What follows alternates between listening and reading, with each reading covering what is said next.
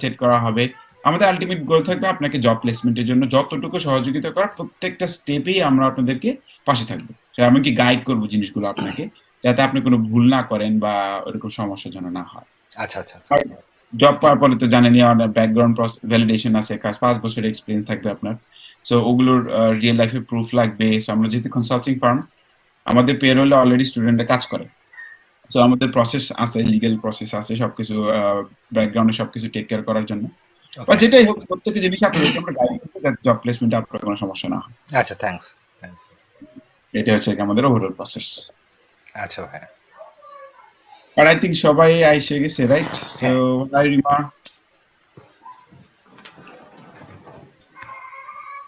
Okay, so Rakib, do you wanna take over and start? Sure. Good luck, guys. I'll be here just watching, and if anything, ask questions. I'll give feedback. All right, let me go ahead and share my screen.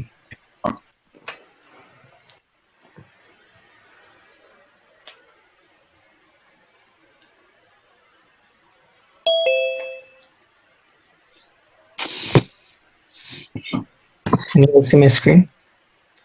Yes. All right. Yes. So in the last class, Asad Bhai and us, we discussed about our general process and the orientation, the different things we'll be doing. Also, we had a little summary of it. So today the agenda and the goal is to, jump into the course directly and start it off. And the first topic for us is not testing in general. Reason being, we're going to test something, right? And that something is the website. And that website has a process, how it is built. So that is why the first thing in our course that we go ahead and learn is about the website itself. And there is one topic that we'll hear a lot, which is called web development. So you're going to hear about web development fundamentals. You're going to hear about web development process, web development and advanced, and these terms you'll come across. So mainly our focus today is web development fundamentals. So what are the topics? There we learn about a couple topics. So HTML, CSS, JavaScript. These are the main topic and languages that come under this umbrella. And the purpose for all of this is how to make website. Now, since we're going to test website, that's why you have to have the knowledge of how website is built. So that is the basic idea. Now, you might say, okay, we are going to test, so why we have to learn too much? We don't have to learn too much about building website. We don't have to be a professional. We don't have to learn in advance, but we have to know the basic building blocks. We have to know how it is made from basic to intermediate level a little bit. So once we know how a website is built in general, and what is the process developer follow, and what are the code and what are the programming languages and other things they use, then we'll have a better understanding of how websites are built and how website come together, all the pieces of a website, and so on. And once we have those knowledge, then we can put our skills of testing manually and also automation, and we can do our job basically from that point. Now, the first topic, as I mentioned, is HTML. So HTML is basically a markup language, which we tell the website, okay, these are the things we have, and this is this, and this is that. So what exactly do I mean? For example, me, you, all of us, we are human beings, right? So if, for example, we are going to introduce ourselves, we can say, okay, me, myself, I'm a human being. My name is Rakib. So that's how we start. So basically we are identifying each things in a website.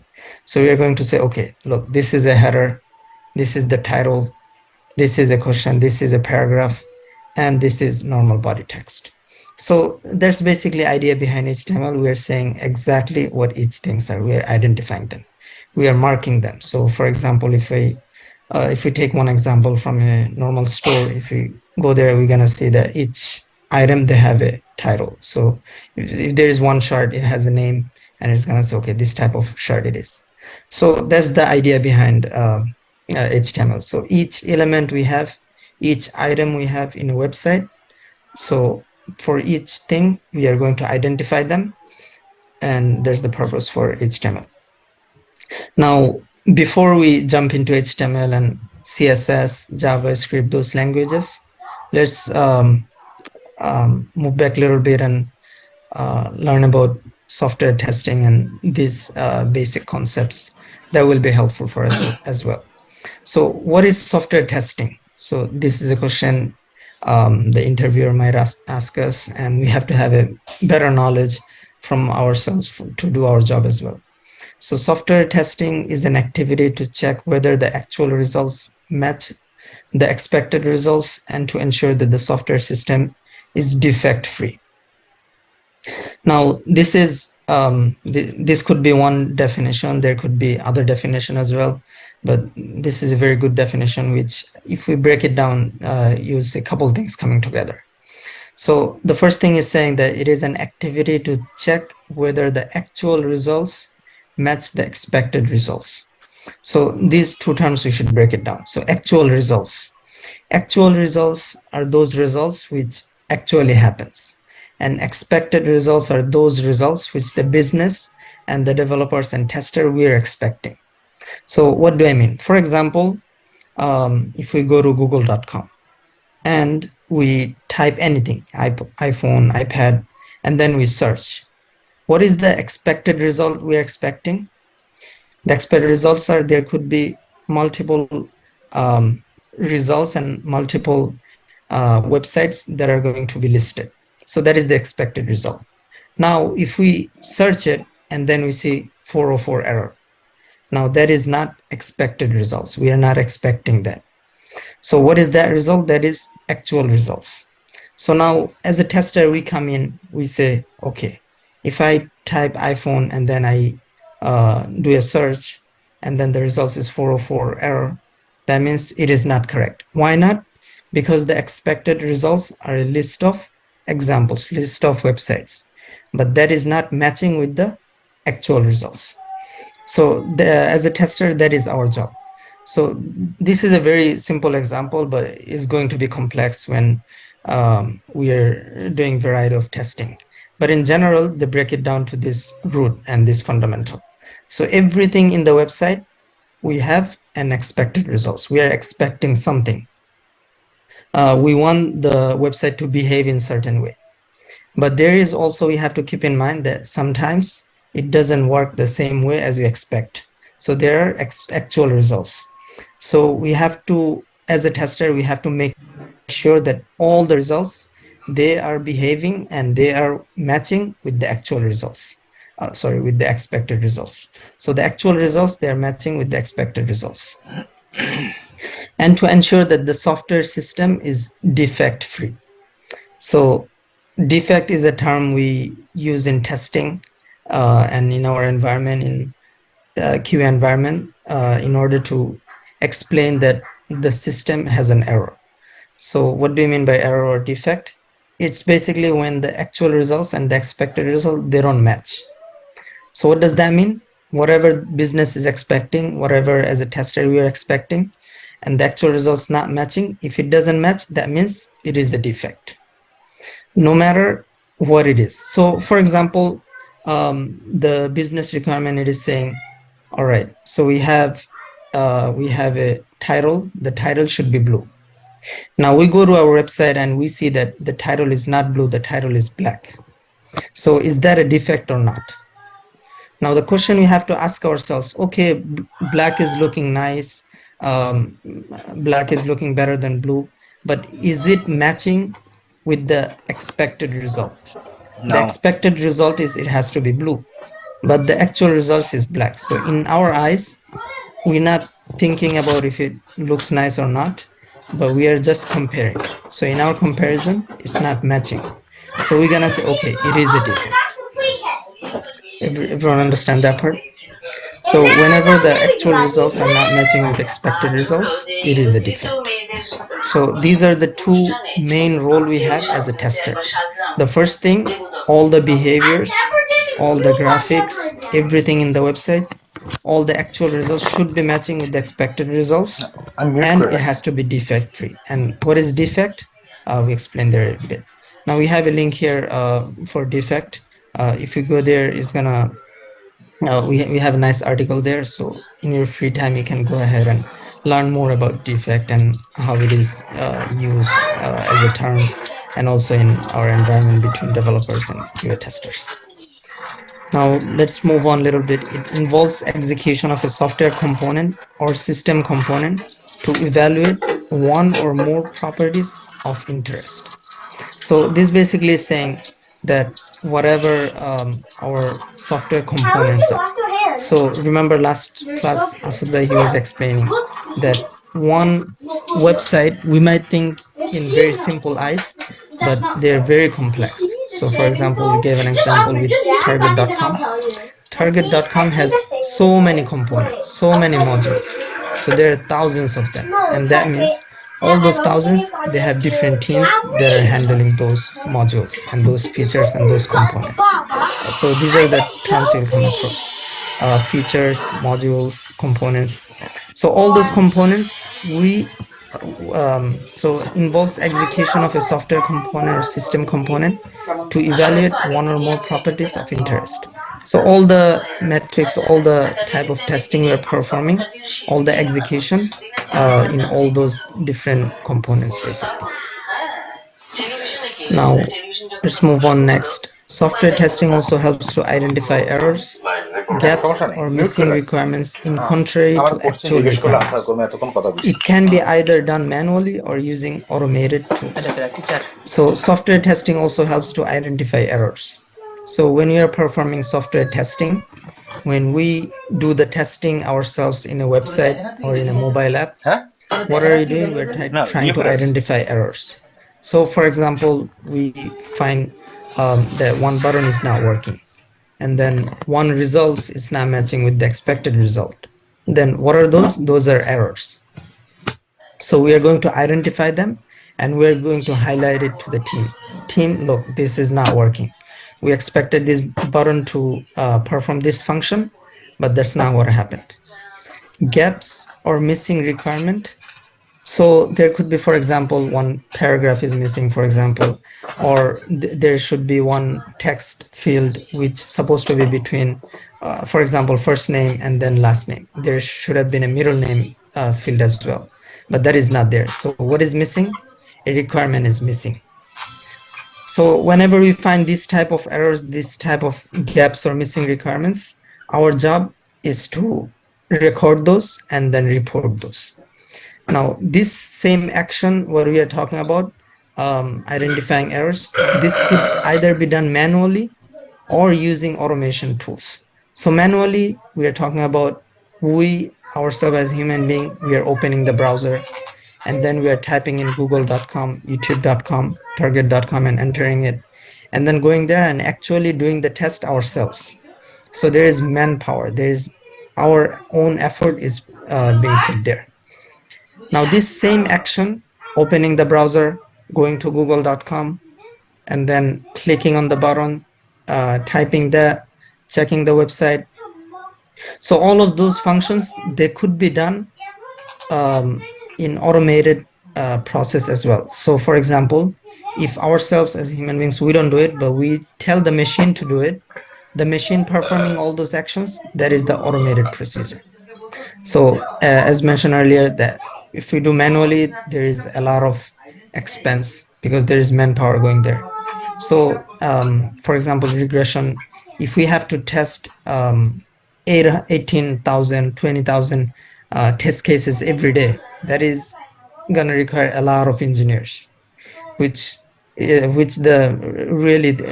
wouldn't be within the budget of a company.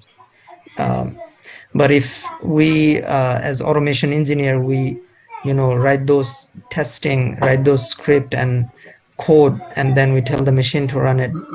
When the machine run it, the cost is very minimum. Maybe we are paying for some service.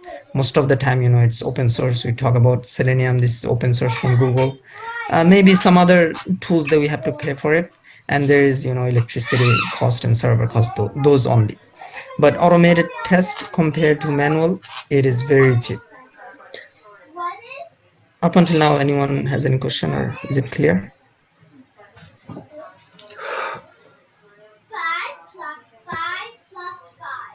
All right. So what kind of application we'll be testing? Mainly the web-based application. So basically opening a browser and then going to the website and testing. That is the way generally we perform the testing. So our main responsibility most probably is going to be website testing. There are other type of testing as well. There is app testing. So we have Android device, we have iPhone devices. So we can go ahead and test apps as well, right? And there is mobile browser testing as well. There is API testing, so service testing. But generally, our focus and our job most probably is going to be on web-based. So, all the websites, they have a domain. We do type google.com, target.com. So all those websites the company have, most probably we're going to test those. What software will be considered as web-based? What do we say that web-based applications are? Any software or application open through browser like Firefox, Chrome, etc. So we have many different browsers. You can have Firefox and Chrome. These are basically cross-platform. So you can have those in Mac and as well as in Windows. You have platform specific as well. So for example, we have Safari for Mac, and for Windows there is Microsoft Edge. Basically, for example, Edge you can install in Mac as well, but for example, Safari is specific. So basically, there are many different web browsers, and whenever we utilize those web browsers to access websites over internet, that is what we're mainly testing. So the websites we are testing, their access through web browser. There's the idea behind it.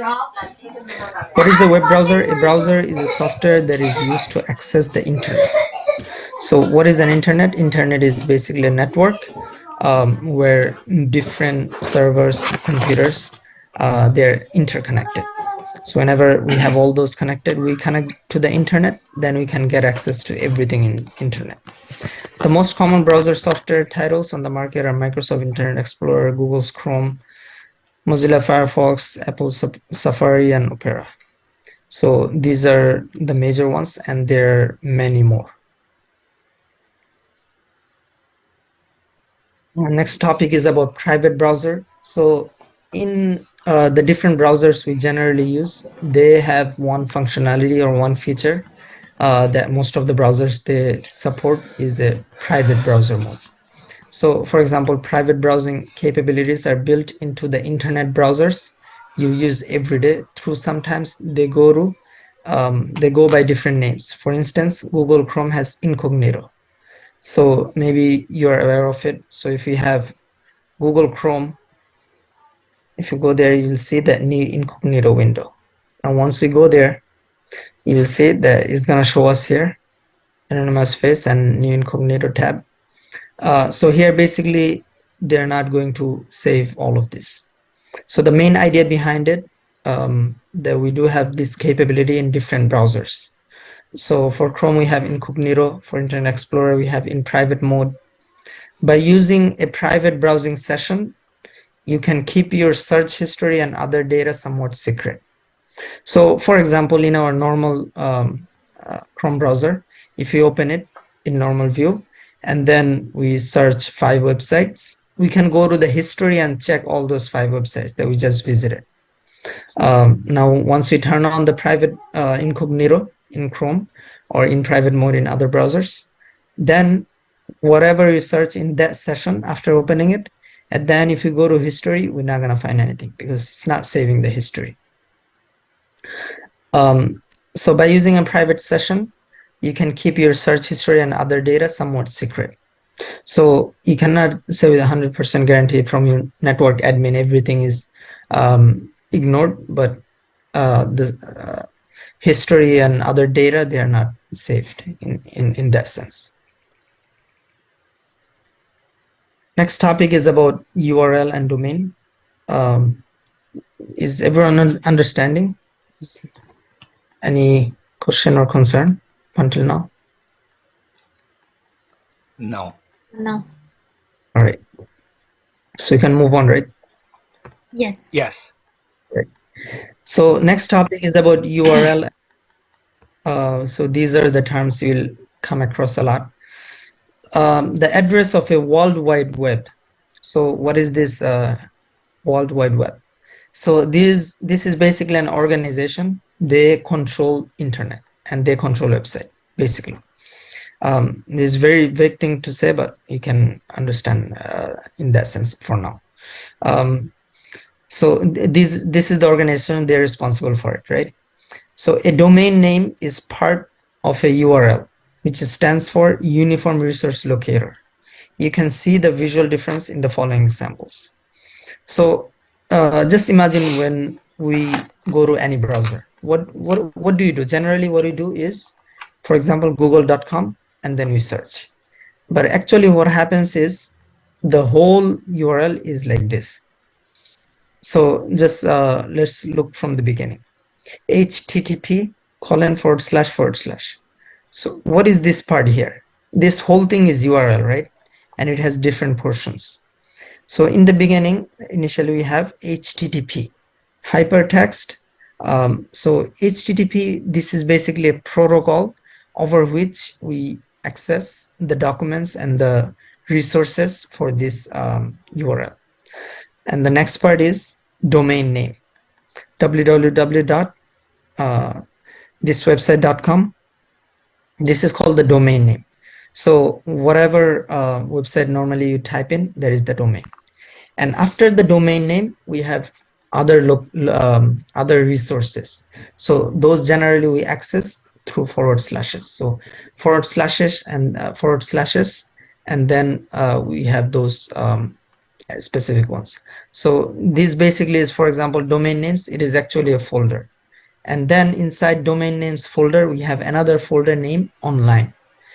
And inside the online folder, we have another file which is called index.xhtml.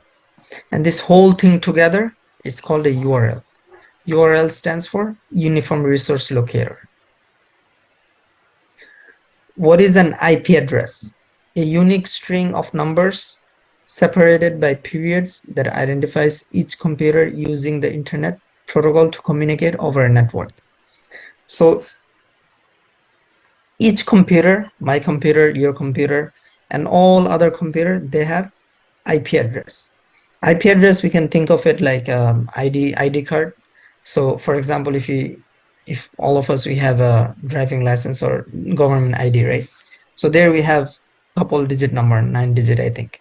So that is, you can think of it as the IP address. So for each person, the way we have IP, for each computer, the way for each human beings we have ID, for each computer we have IP address. So this is the way we generally recognize each computer.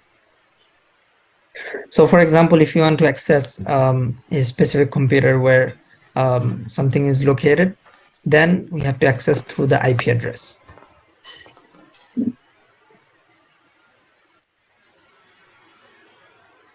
Is that clear for everyone? URL, domain, and IP address? Yes. Yes. All right. Let's move on then. So we're talking about HTTP, right? Here in the beginning, we explained a little bit that this is the beginning part. This is the protocol we are using. So it stands for Hypertext Transfer Protocol.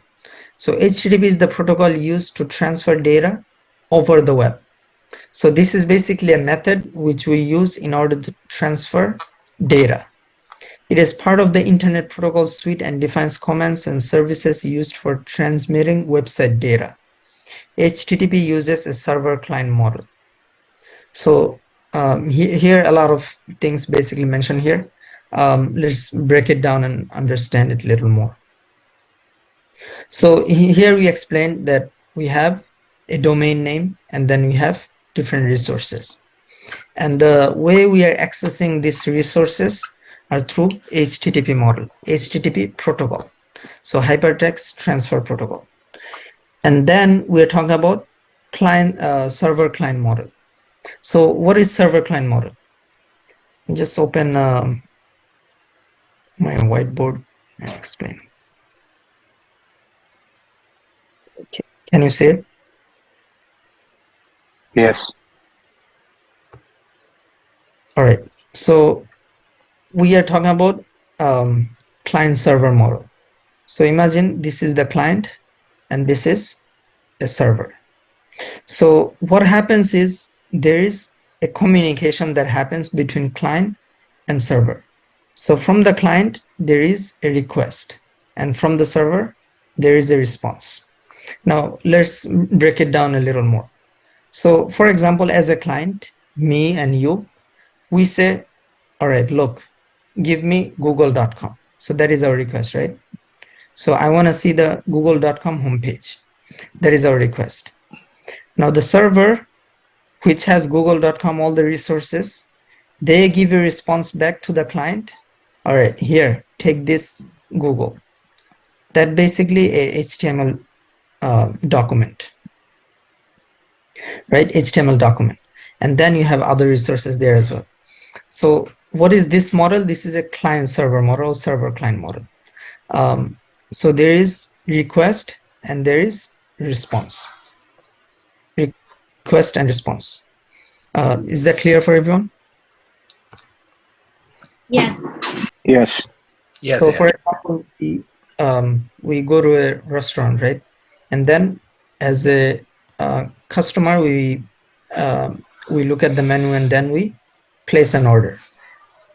Then we get served the same thing we ordered. So that is basically the idea. We have some requests that we make and then we get all the responses.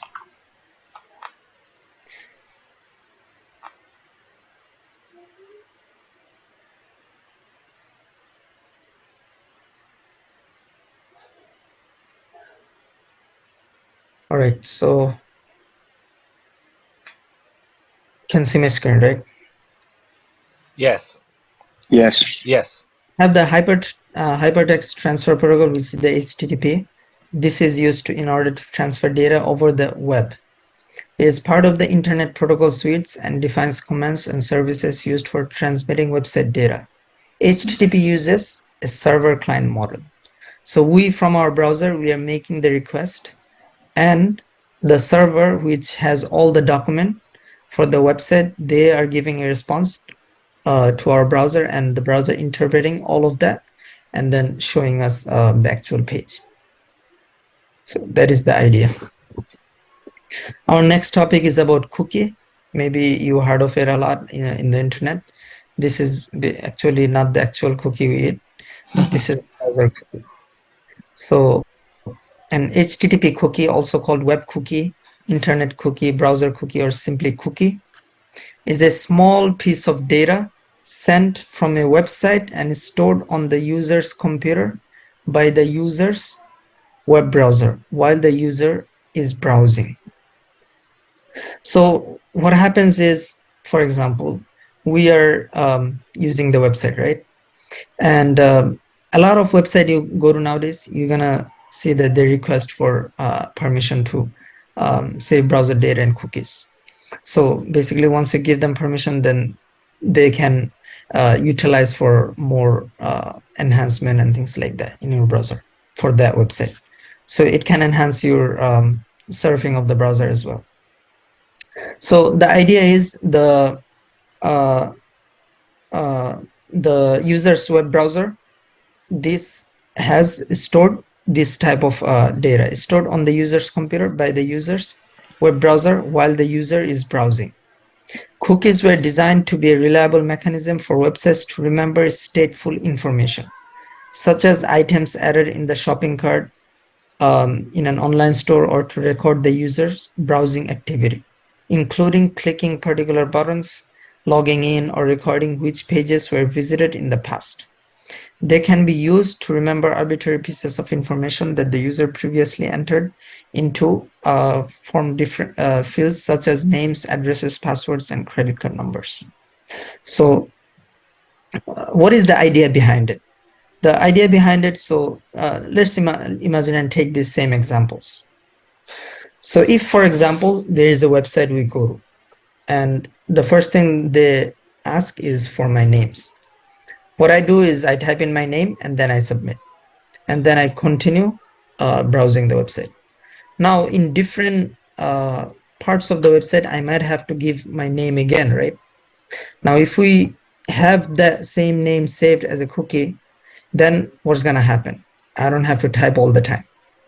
Same thing for address, same thing for password, same thing for credit card numbers. This could be a simple example to understand, but this could get very complex because there are different types of data. The main purpose is saving stateful information. Different websites, they utilize this same mechanism for different purposes. A lot of times they just want to keep the audience hooked into the website. So, once they collect information, so for example, which items and which things you are more interested from your browsing, they save those and they show you more of that. So these are the things and mechanism that website can use in saving all of that. But the reason why we have to understand cookie is a lot of times, for example, as tester, when we are testing different websites, we might have to test it with cookie. And for example, we are having to test services. In services, we might have to test one service with one cookie. So there could be scenarios like that. For as a tester, when we are trying to mimic the behavior of the user and the person who is serving the web, we are trying to mimic the best way and the most effective way, right? So if we don't consider this part of cookie, but when the actual user, they're accessing the website which is collecting cookie and those type of things, then we are not really testing all in. So if we are testing with cookies the same way in the production that is used, then our testing is really mimicking the user's behavior. Let's look at cache as well. So a cache is a hardware or software component that stores data so that future requests for the data can be served faster. The data stored in a cache might be result of an earlier computation or a copy of the data stored elsewhere. So these same examples, names, address I was talking about, this basically could be saved as a cache. So a lot of times what happened is, for example, we might not want, these might be saved in the actual server. So for example, there is a device for google.com, for target.com, right? And whatever data we give, it might go back all the way to that device and be saved. Now, when I try to retrieve it again for some other reason, then it's coming back from the server again. Now, this is a long process, right? And could be slower. But if you have cache, it enhances the behavior and the functionality of the website. Why? Because the cache is in the system itself, in my own system. So we are serving it very fast. We are getting it, we are saving it. We're saving it, we're getting it very quick within our reach. What is a cache memory? Cache memory, also called CPU memory, is a high-speed static random access memory that a computer microprocessor can access more quickly than it can access regular random access memory. This memory is typically integrated directly into the CPU chip or placed on a separate chip that has a separate bus interconnect with the CPU. The purpose of cache memory is to store program instructions and data that are used repeatedly in the operation of programs or information that the CPU is likely to need next. The computer process can access this information quickly from the cache rather than having to get it from the computer's main memory. So this same topic, this same example I was telling you from getting it from the remote server from Google's memory. Now we can break it down into our own local memory. There are two types, right?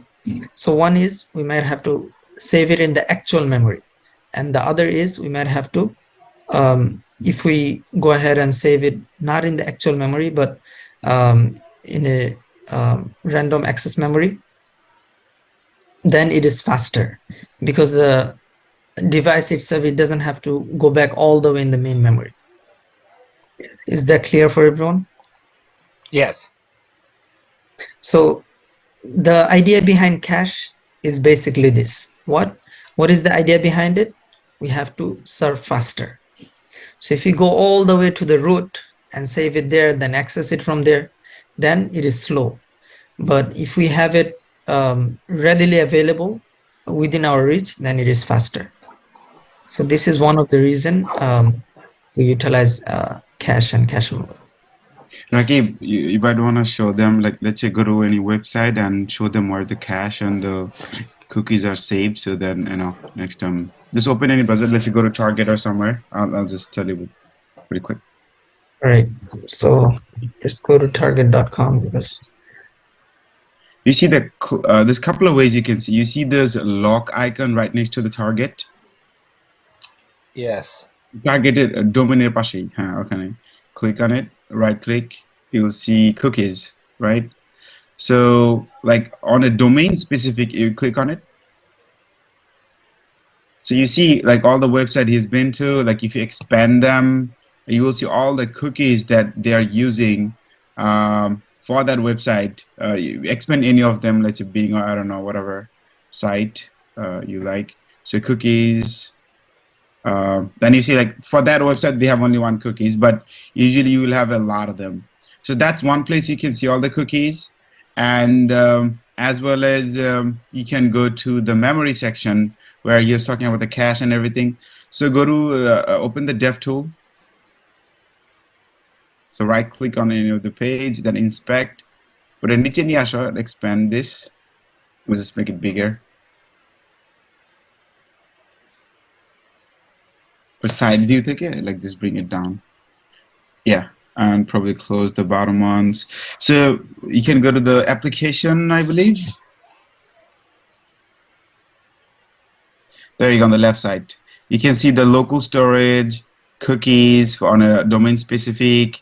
So this is where the cookies are saved, and also the local storage, the browser storage is here as well. This is the memory section.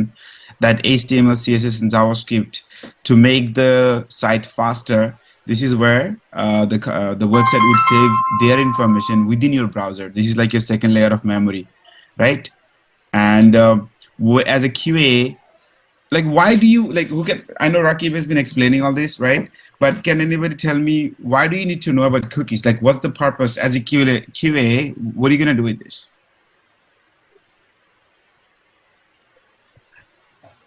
Anybody?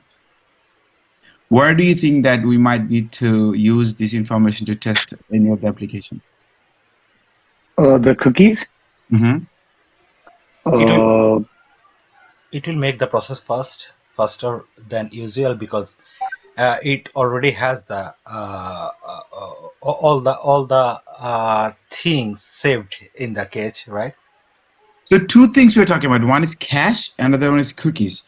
What you just said, that is related to cache, right? Yeah.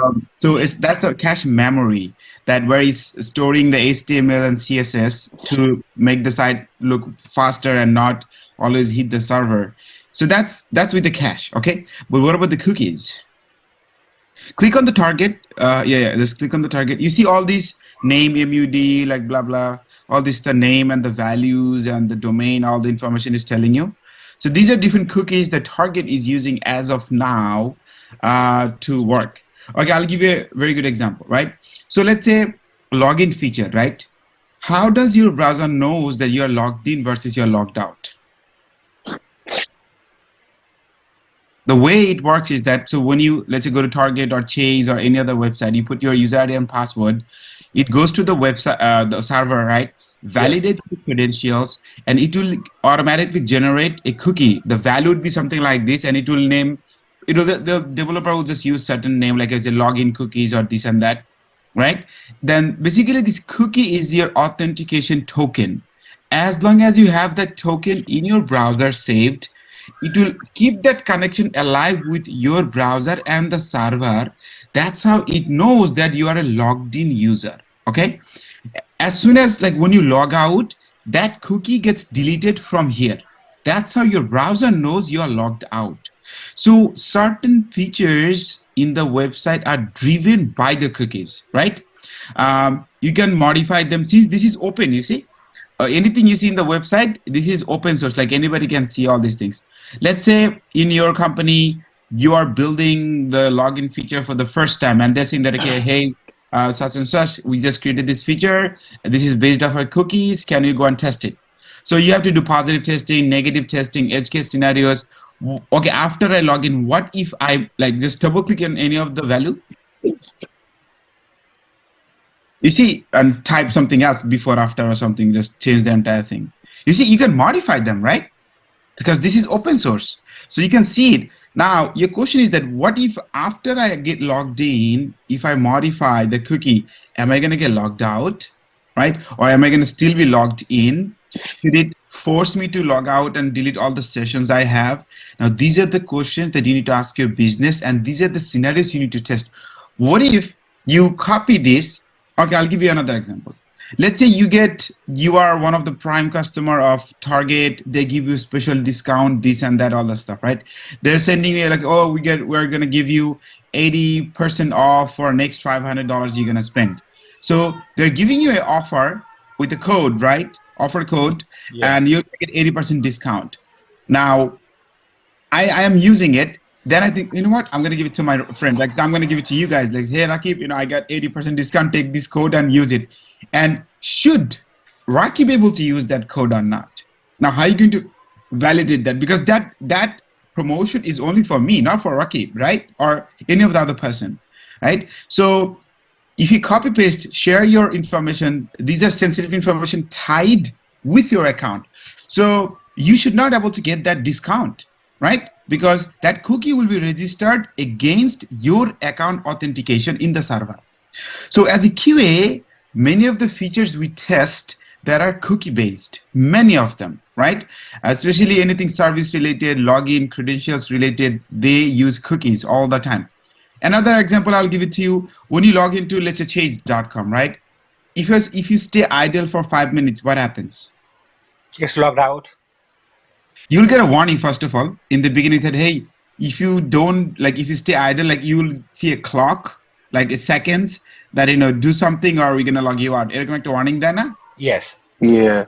That is based on, there's something called session cookie, right? So the developers are going to create a session that as long as the mouse doesn't move, there is no activity, automatically that session starts for 5 minutes or 2 minutes or whatever it is. If you're idle, they will force you to log out to make things more secure, right? Now, if you're going to test that application, how are you going to test if you don't know what is a cookie? আমার পয়েন্টটা বুঝতে পারতেছেন কেন আমরা এটা নিয়ে discuss করতেছি? হ্যাঁ। Okay, so এই জন্য আমাদের কুকি আর সেশন সম্বন্ধে জানতে হয়, so that any of the feature that comes along, we know how to manipulate, edit, modify, shares, check all the positive and negative scenarios, and that's with the cookies. Another thing I'm going to mention about the cache is that Indian people say cache. Okay, don't get surprised. They have their own terminologies and all different kind of thing. So at times, actually pretty much in every release that you're going to do, you need a clean browser. Okay, so why do you have to actually worry about cache? Let me give you a scenario. So every 2 weeks we build, design, test, and deploy certain features to in production, right? Now let's say you are pushing out or releasing a new feature. Okay, now I am a user in my browser. My browser is already cached. I have all the basic HTML, CSS code is saved in here. I'm an existing customer. As a customer, I'm not going to refresh my entire browser and get the latest code from the server, right? Yes. So, but the new feature you're pushing out, you need to write. So developer does a code that where it will automatically force your code, do hard refresh, and get the latest code from the server so that you have all the latest server, even if you don't do the hard refresh. Now, how many of you know the difference between a soft refresh versus a hard refresh? Anybody? Yeah, like a soft refresh is like whatever you have in your cache, it will refresh that, and the hard refresh will go through the server and do the things refreshed, and you get Correct. all the new datas. That's correct. Let's say if you click on the circle icon thingy, like next to the target, Rakib. So the circle icon, no, the next to target URL. Yeah, right next to that. There we go. That icon, if you click on it, it's just going to reload your page. That is a soft refresh. But if you click on, let's say, click on the URL bar, click on it. Then if you click enter, right? Yeah. That is going to do a hard refresh. Then now you have a shortcut as well. So soft refresh basically means that it reloads the same page over again. Okay. But a hard refresh, what it does is that it will go to the server, right? Gets the latest file and reload in the client server, like what you see in the front end. So these are the two things you have to remember, because you have to test in both scenarios. That if you're going to test the latest features they're pushing out, you have to do hard refresh all the time. Make sure you're not cached, because if you're cached, that means you will always see the old content, the new content you will not see. And this happens a lot in the QA server, in the environment we actually test. So you have to be mindful of the cache and the cookies to have the proper testing done. Make sense? Yes. All right, cool. Yes. All right, Rakib, carry on. So one question is here, like for the things, what was that? This case things is permanent, right? It's saved in our memory, in our computer memory. Not computer memory. This memory is your browser memory. So it's like it stayed on the live session. Once I close it, so it will automatically delete all the cookies. No, it will save it. That's you see under the target, all the cookies and the information you see. What it does is that it will save those cookies and HTML and CSS code. JavaScript is logical based. They typically don't save any JavaScript code, but bare minimum information. But most of the JavaScript gets loaded from the server on a live, right? But Okay. cookies will be saved, and HTML and CSS information will be saved in your browser, and that where it's saving, that is you're basically calling the cache memory, which is the browser memory. Okay, I got it now. Yes. Thanks. Rima, are you getting all this? If you don't, this is open to everybody. Any question you don't get, make sure you see, for us to understand that you guys are learning anything, it's by interaction. You have to ask questions, interact with us. That's how you only know that you're understanding the course. Okay. So I see that you're a bit quiet, but ask questions. Yeah, no, I'm listening and I'm watching like all the cookies and URL stuff. What is that? Okay, cool. Yeah. Okay, Rakib, go ahead. All right, so let's go back another topic. So the next topic here is a plugin or add-on. A plugin is a piece of software that acts as an add-on to the web browser and gives the browser additional functionality. So maybe a lot of us, we know what a plugin is. It's basically, we can go to the store, the browser store, and then we can add different types of plugins. What is the idea behind plugins? So it adds different abilities. So maybe a couple of the plugins we generally use, there's for shopping different plugins. If we add them, then it finds a better price. So if, for example, we are on Amazon and we are browsing different products, and one product we see the price is $50. Then if we have that add-on enabled, then this can suggest us, all right, that website, they're selling it for $30. So we can save money that way. So the idea behind plugin and add-on is basically adding different functionalities and different abilities, capabilities to the browser itself. Now, why do you care about it as a tester? Reason being, there are a couple of plugins which are, we might want to use our website with those. And there are scenarios where the website, our company, they might also develop a plugin for our website itself. So there are scenarios like this. So in those type of scenarios, whenever we are automating, so whenever we are opening a fresh browser, we are also adding the plugin before you opening it. So once we have the browser open, then we are going to the website, we are testing, we have that plugin enabled. If we did not have the plugin or the add-on enabled, then our browser would just open in default mode. You wouldn't have that plugin. We don't understand, right? Can you explain that part again, the plugin part? Yeah, please. So let's go ahead and go to Google Chrome and see what plugin is.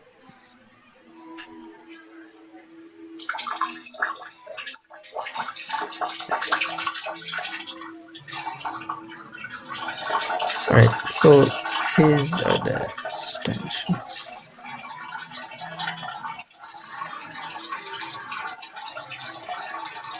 You can click on the puzzle icons. You can also, I mean, yeah, go ahead. The same one, right? Yeah. Right. But if you click on the puzzle icon, you see on the right next to your update sign, the puzzle, yeah, you'd see the, like all the extensions right up here. All right. So this is, so for example, this browser, I have this Chrome Remote Desktop plugin here.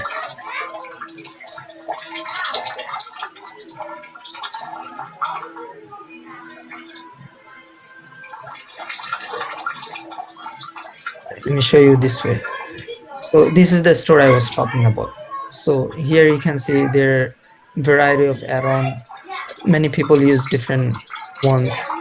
There is, I think, honey something. Yeah. So this one, a lot of people they're aware of it. So this one, what it does is, if you, for example, go to a website and you have one specific price for it, right? And if you add it, what it does is it looks at other websites. So for example, eBay and other websites, and then it's gonna suggest you if there is any other website which are offering better price, and if there is any coupon available and cashback and things like that. So the idea is we can add it to Chrome, and then we add extension. Then here you will see we have the extension also enabled. Now we can go to any website, and then this website is gonna browse other website for us, and it's gonna allow the coupon and cashback. So Can you search for an add-on called What Font? what font? You go to the extension thingy at the second tab. The Chrome, yeah, Chrome store. Just search for What Font. Actually, font. No, what's up now? What font? Maybe together, font. Yeah, that one. So I use this. You can use it. So this is extension. I use it for any design and CSS related testing. So if you click on it, just bring it back and just click on it once.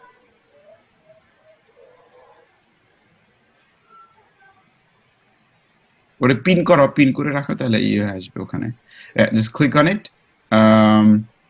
I think it's for the first time. Yeah, go back, click on the what font again.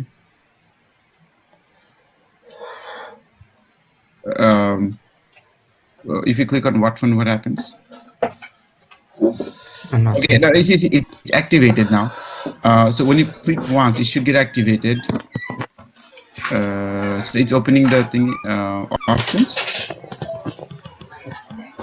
Now I'm not trying to open the options. Click on what font again? I think you have to do the settings like this once. Yeah, there you go. You see? Now, so when you click once, it is activated, and now you click on anything. Click on it. Click on any element. You see? Now you get to see the details of that element. That which font they are using, the hex code, the color code, which family is from, the size, and Helvetica, this and that, all that, width and everything. So you see, I use this add-on to test any sort of design testing, right? So any text, images, or any of the element we see in a page, I want to see the design details or the CSS details. It's very easy for me. Now you can inspect element and go in the code level and see all these details as well. But this is saving me a lot of time, right?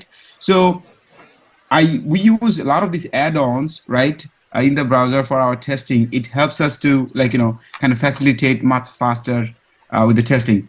But you see, what font is a software, but this software is built or released as a part of Google Chrome, right? That's why they're calling it as an add-on, right, of the Google Chrome. So likewise, there are many other add-ons you can use that will enhance your testing. Make sense? Yes. All right. All right. So again, just to recap one more time. So from our angle, when we are trying to test, there might be scenarios when we are having to test with a plugin. So that time, what we have to do in our automation, we have to tell it that specifically when you open the browser, add this plugin and then do the testing. If we remember that much, then we can take up from there later. Next topic is about bookmark in web browser, which is pretty simple. So bookmarks are called favorites on internet shortcuts in Internet Explorer, and by virtue of the browser's large market share. These terms have been synonymous with bookmarks since the first browser war. So bookmarks basically, so if we have, for example, this, let's go back here. All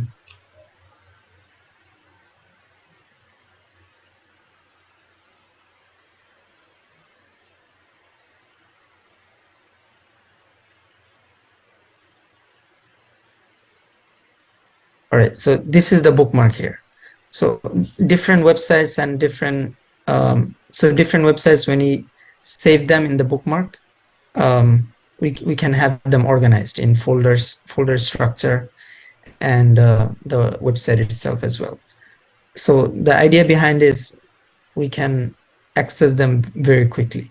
So if you have a couple websites that we all the time we use, then we can save them in the bookmark, so they're readily available whenever we want them. Rather than going and typing each time all the websites and then going through it that way. Is that clear?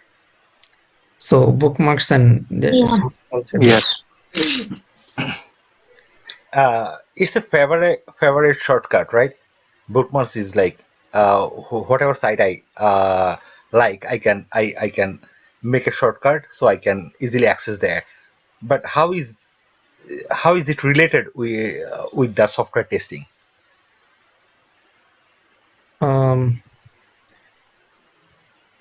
This actually, I think it's just added as a topic. I haven't really done any testing on it. No, you did answer, right? So the thing is that, I'm sorry, you're talking about the bookmark? Yeah, Yeah. I'm talking about the bookmark. Oh, okay. So bookmark. So you see, the topic that we are covering today is that to give you the basic knowledge you need to work with the software, right, and the technology we use. As well, we're going to create the website as well. So these are the common information, the very basic information one should know because you will have 5 or 6 experiences. Imagine that you don't know what is a bookmark, that it's a problem. Now, in realistic way, where do we use actually bookmark a lot? Let's say in my current project, right, that I'm working on 6 different projects at the simultaneously same time, right? Each of the project is basically a different website, right? Oh, okay. Now, we have a production, that's in terms of environment. Let's say you have production environment that is live, but internally when a developer actually is coding, they have their own environment.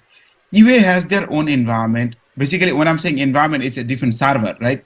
Then the business has like multiple environments and the servers, right? Each of the servers and environment has different URLs. Okay, and the tools and the technology and different services we use, they have different URLs as well.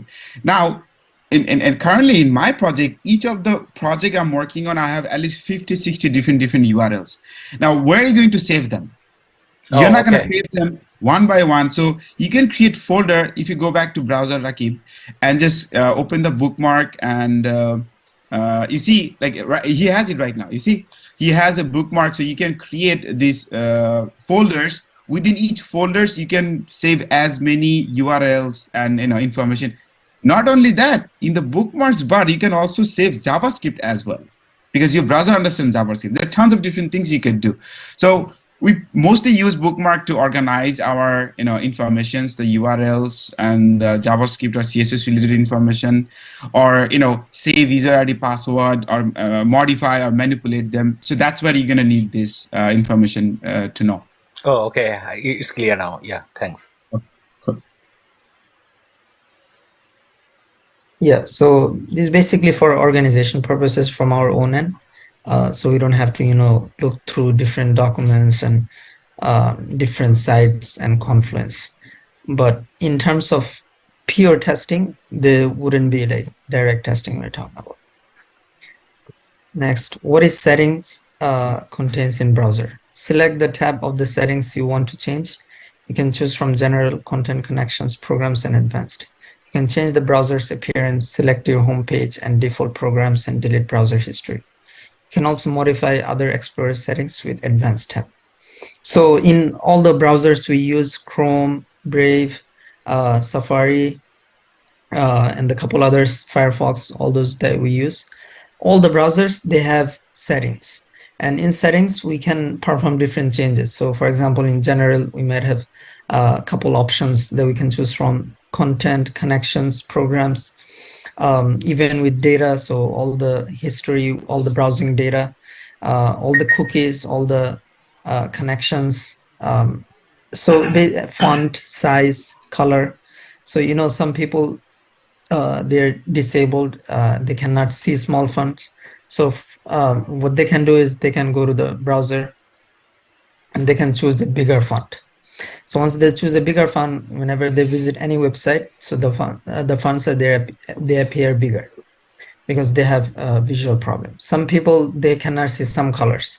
So what they can do, they can choose those colors as well. So there could be scenarios from a tester when you have to do this type of accessibility testing, right? This type of testing for disabled people, they call it accessibility testing. So when you're doing this type of accessibility testing, we might have to modify those settings in the browser. So that way we are able to mimic the behavior for those audience and those users specifically. Does everyone understand that? Clear? Yes. Yes. Yeah. We are changing the default settings from a browser. If you want to modify, you go to the settings and modify those settings. Next, what is a website? A website is a collection of related web pages, including multimedia content typically identified with a common domain name and published on at least one web server. Website has mainly two sites like front-end or back-end, UI and back-end or server side. So website basically a collection of related web pages. So if we go back to our browser and we go to any website, let's say Target, you can see this is the target.com. This is the home page. Now, in this website, we have a lot more pages. So for example, if I click on categories and I click on the first one, and do you see here, it navigated to a different page. So this is one page. If I go to deals and then top deals, this is another page. If I go to home deals, this is another page. If I go to bad deals, this is another page. So these are all different pages. So all those pages together, they are called a website. So this target.com, it would be one website, which is a collection of different thousands of pages.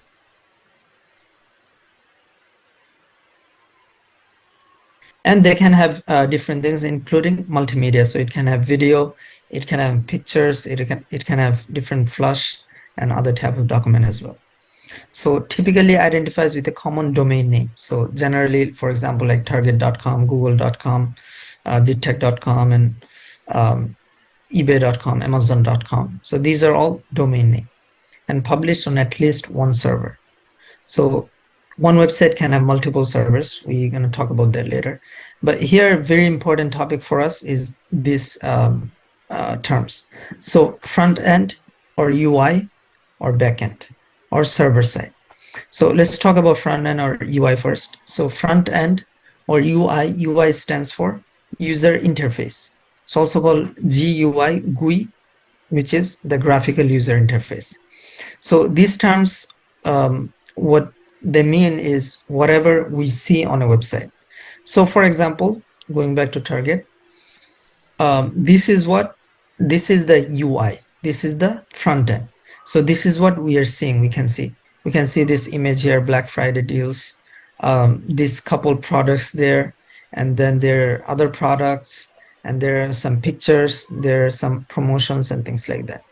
So all that we can see with our eyes, this is called the UI or front end.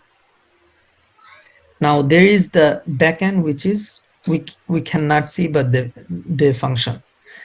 So that is called the back end, which is happening behind the UI. So just imagine in real life, if we go to a restaurant, for example, and then we see 10 different items in front of us, right? We order and then we get 10 different items. Now this is the result of some work, right? Now these work, they were done in the kitchen, in the back end, which we didn't see. So in the back end, they cooked, they prepared, and then it came in front of us. So there is the front end, which we see, and there is the back end, which there is the processing that going on. So for example, if you have a calculator, right, we give two numbers, 2 plus 2, and then there is a process that is happening back end, and then we get back a result, which is, for example, 2 plus 2, 4. So 4 is the result, and 2 plus 2, these we can see, this is the UI. And then there is the backend, there is the server side, which is happening behind the scene. That is called backend or server side. Is that clear for everyone? Front end, UI, and backend? Yes. Yes. Yeah. All right.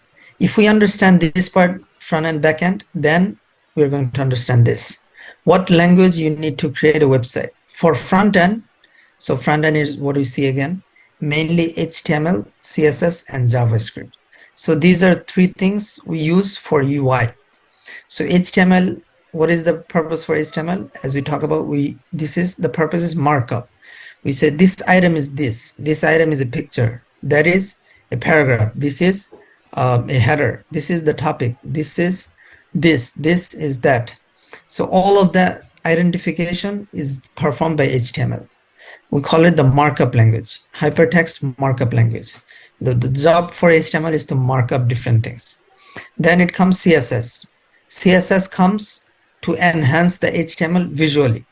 So CSS comes, okay, we have a header, but if the header is turned into a red from black, this is gonna look more nice. So that is the job for CSS. CSS comes and enhances the HTML page visually. So it comes, makes the font larger, make it bold, make it italic, and make it in the center, and then turns into blue, make different animations, for example. So there is the difference between HTML and CSS. And then there is JavaScript, which is the functionality. So there is one simple example in real life. For example, if you have one structure, one building, right?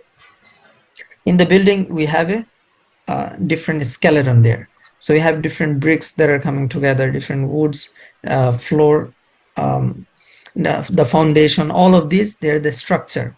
Without them, there could be no building. But after that, there is, we are painting, we are putting tiles, we are putting hardwood, we're adding different stuff, we are coloring. And those type of things is the job for CSS. CSS, the job is to style it. And then JavaScript, there is functionality. For example, the elevator, the going up and down. So that is a functionality, right? So that would be a job which is performed by JavaScript.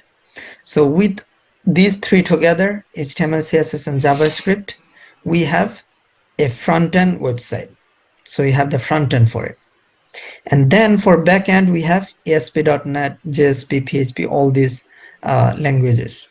So what is the job for backend? So for example, we have a form. So we have first name, last name, and some attachment we attach, and then we send it. Now that is the front end, whatever you did. But after you send it, the backend is going to take the work and then send it and talk it to the server and save it, do all the processing, and give a response in the front end. So there are two works, right? In the front end, we can type in the name, we can attach different documents, and we can fill out the form. And then whenever we say submit, this is going to be taken up by the backend, and they're going to go to the server, they're going to save it, they're going to process it, and they're going to give a response.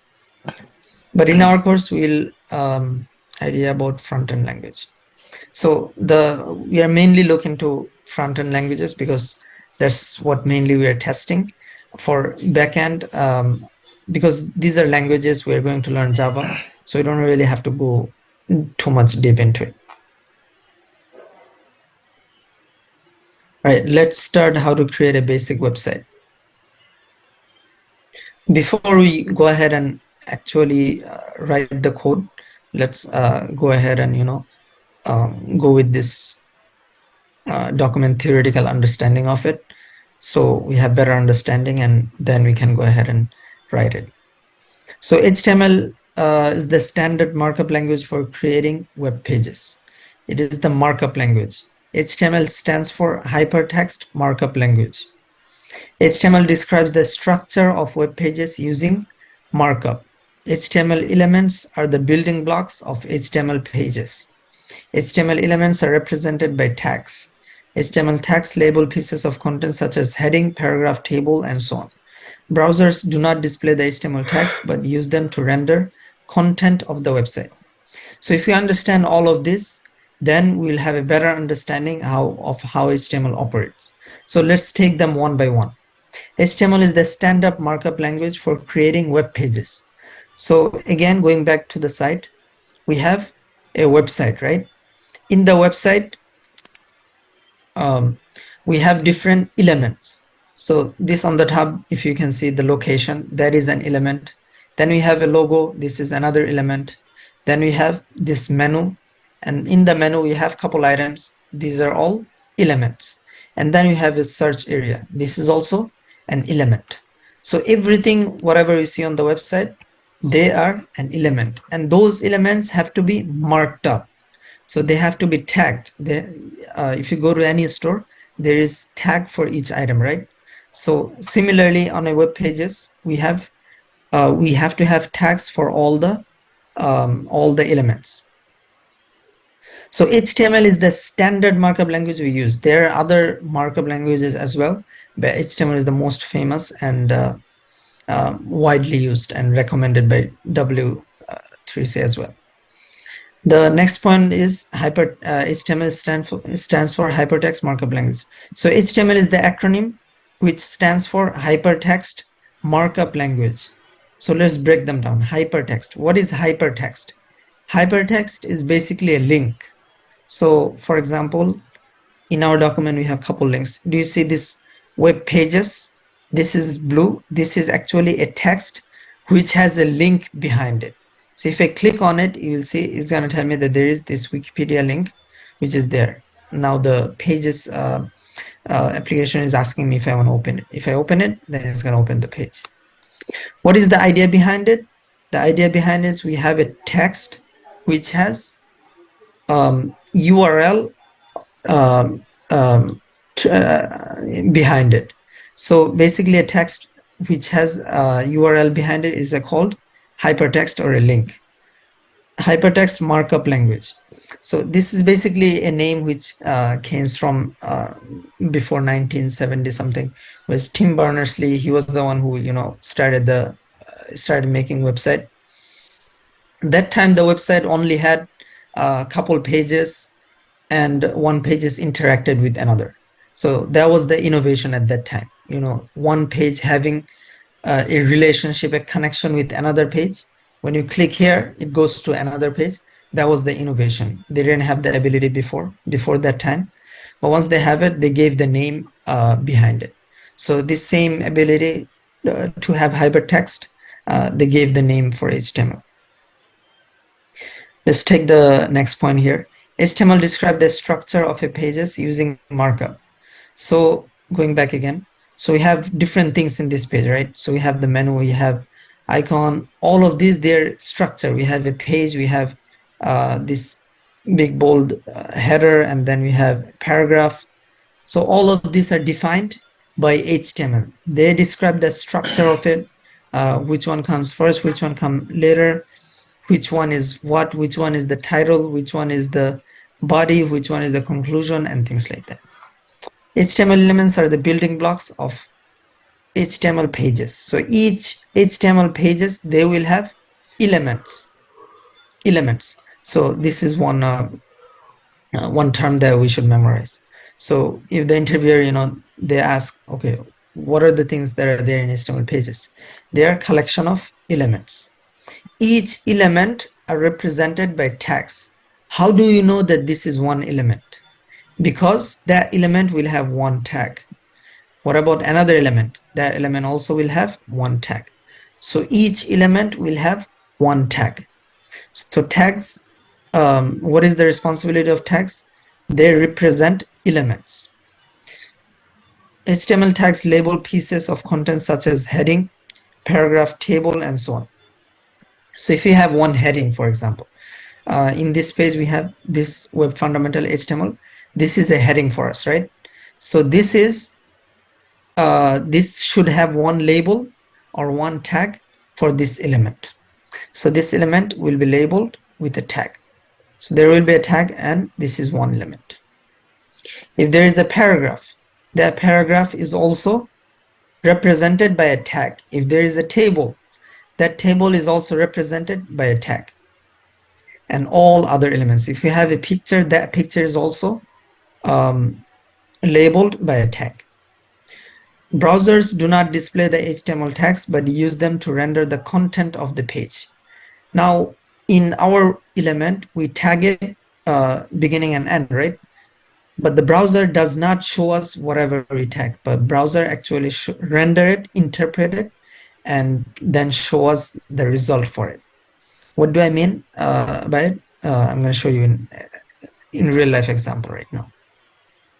All right, let's look at a sample document. So this is the syntax for an HTML. So you'll see this less than sign, and then a name, and then a closing sign.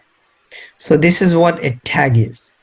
So it starts with a less than sign, and then we have the tag name, and then we have the closing, so more than sign. So if we have one of that, this is one tag. Now tag, it has a beginning tag and then an ending tag. So we say, okay, this element is going to start here. Now, when is it gonna end? If we look at the end here, we will say similarly we have HTML here. So we are saying, okay, look, less than sign and then forward slash. Forward slash means this tag is ending. So this is an ending tag. And then we have the same tag name, HTML. So whenever we have a beginning tag, we don't have the forward slash. We only have less than sign, tag name, closing sign. And then whenever we're ending it, less than sign, forward slash, tag name, and a more than sign. Whatever is behind it, this is going to be behind the HTML tag. Now inside HTML tag, we have other tags. So for example, we have the head tag. And who can tell me where this head tag is ending?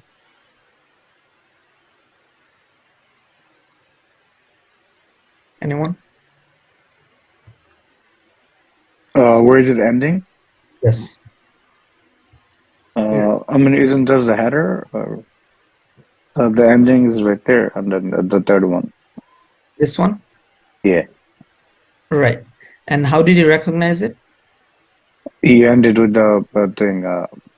Forward slash. What can you call it? Forward slash. So Yeah. if you have the same name, tag name, this is the opening tag and this is the closing Ending. tag. The way we recognize it is through the forward slash. Forward slash. The tag name will be same, but the forward slash will be inserted in between. Now we can look here inside the header tag, we have title tag. The title tag is ending here. And then whatever is between, we are marking it.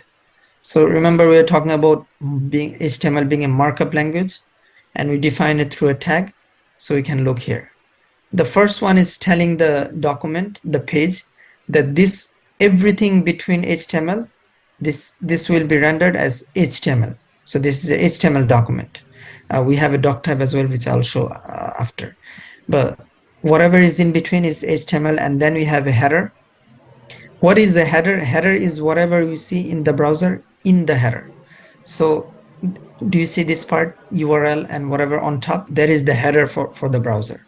And whatever is from here till here, this body, this is called the body of a website. And this whole thing is HTML.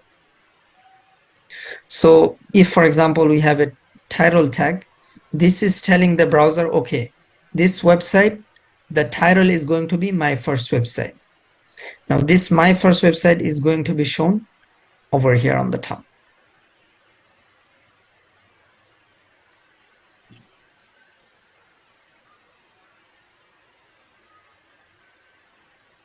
On the top, do you see target, expect more, pay? So this is the title for it. If we, let's go inspect and show you here in real life. So if you go elements, do you see this document is also starting with HTML? Yes. Yep. And then let's look at here inside the header, we have this title. See, same way we have a title. And what is the result inside the value? Target, expect more, pay less. And on the top, if you look here, target, expect more, Pay less. Yeah. it's exact same thing. So whatever you write between the title is going to be shown on the title, on the bar. So if, for example, we can modify this, right? We take this our first website.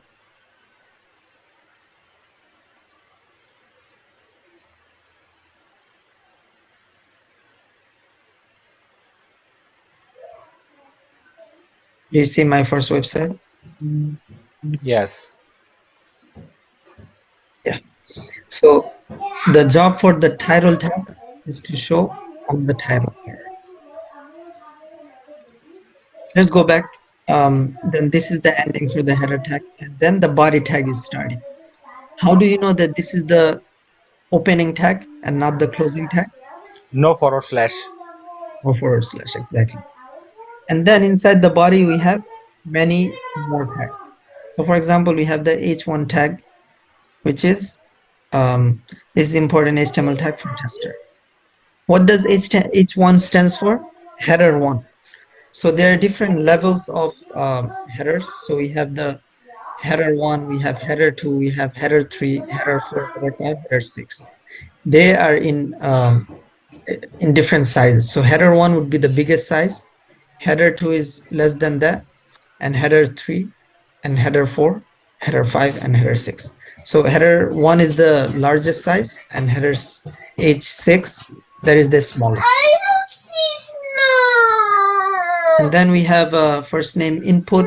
Input is for text field. So if we want the user to type something for us, then we use the input tag.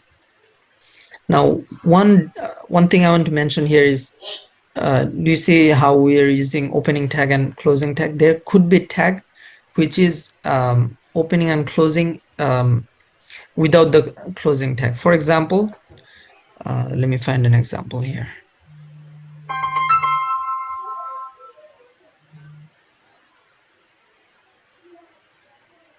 The input, let's say input is a tag, it doesn't close. Yeah. So input is a tag, it doesn't close. Do you see it doesn't have a closing tag? So there are some tags which does not close, but most of the time you see all the tags, they will have an opening and closing.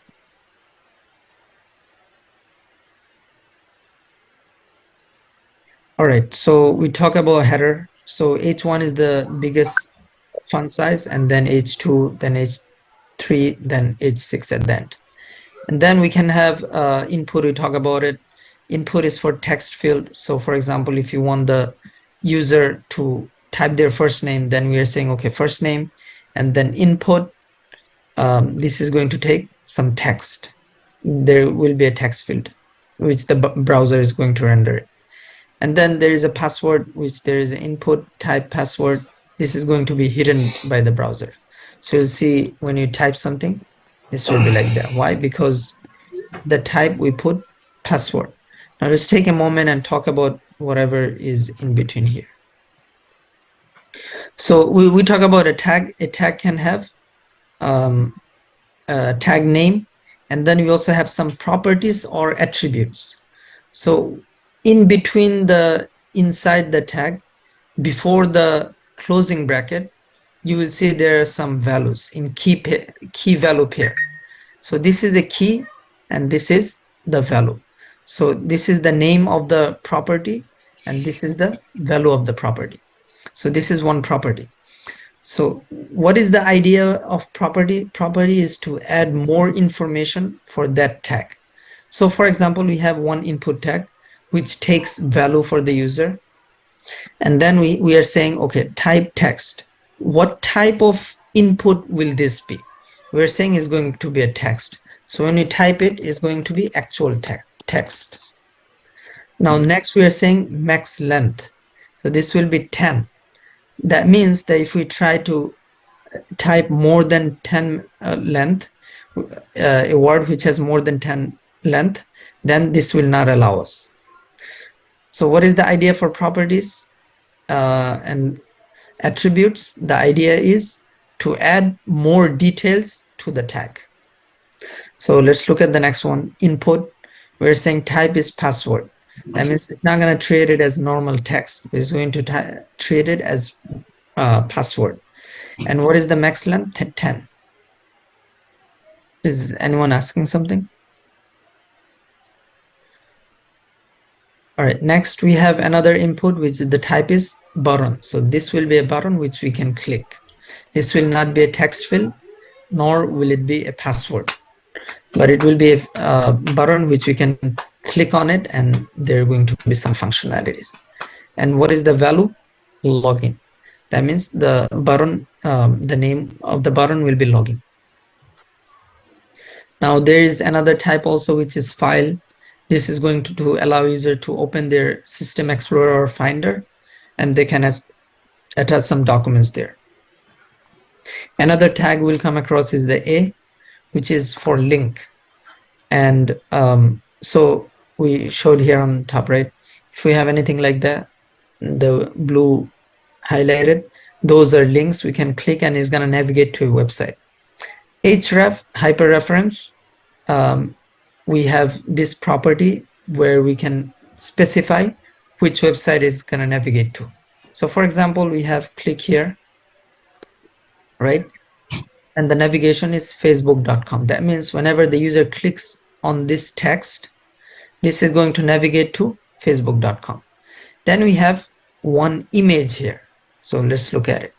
So img stands for image, and then the source is path to the image wherever it is located in our system.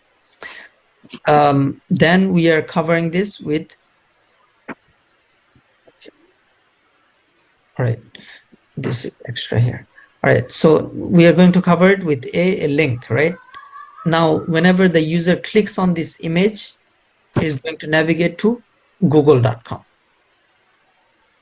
And there is one iframe. Then there's checkboxes as well. So input has different types. There's checkbox. Let's look at next one. There's radio box. There is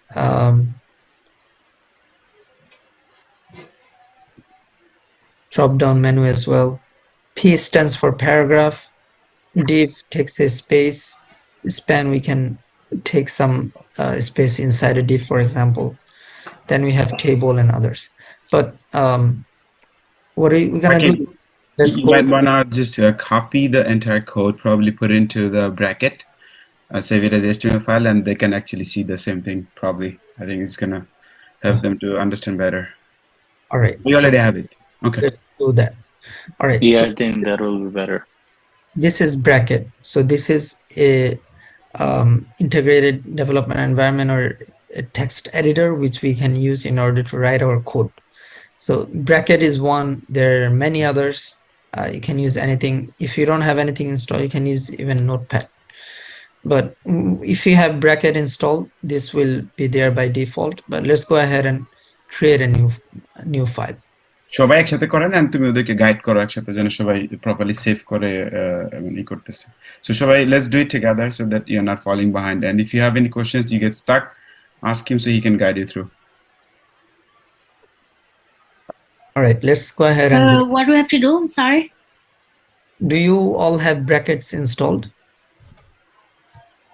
Yes. All right. Let's go to Google and search for brackets if you don't have it already. Brackets. Now brackets is a code editor. So we can write our code and then we can save it and then we can run it.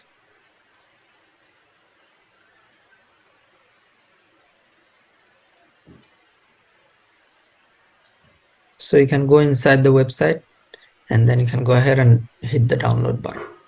And this will go ahead and download the specific version that needs for your device. So since I have a Mac, I had DMG5, but for your Windows, you might have it in different extensions.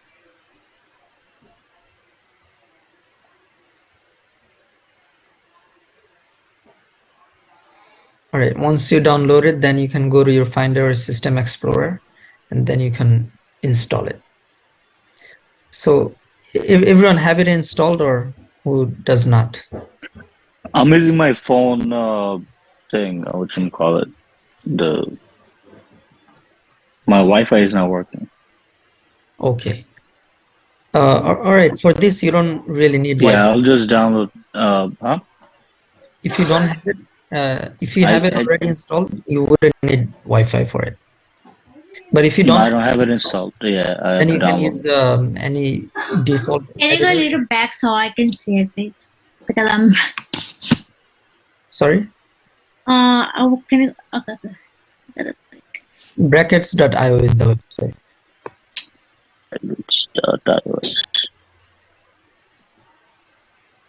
If you do not have it installed, you can use even Notepad in your Windows if you have Windows.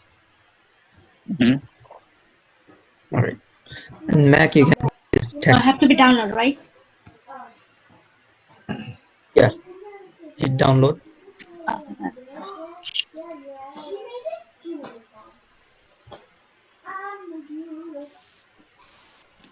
You can also use TextEdit if you don't have Wi-Fi. Download. Okay. Downloaded.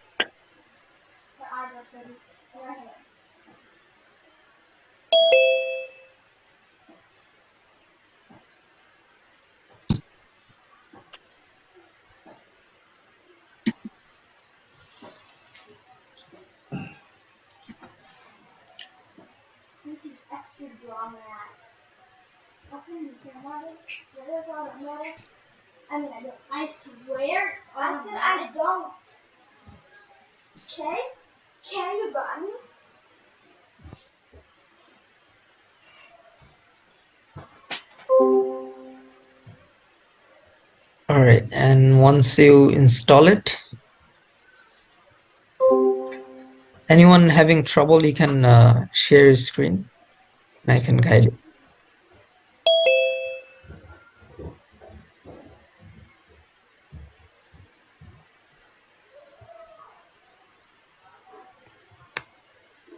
Is anyone having trouble?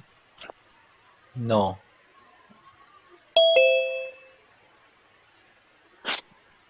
Yeah, just I don't have Wi-Fi. It's taking so long to download. All right, no problem. You don't have to download it. You can use the default. Do you have a Mac or Windows? Mac. Mac, you can use TextEdit. Text. Text edit. Okay. Yeah. For this, you don't need Wi-Fi.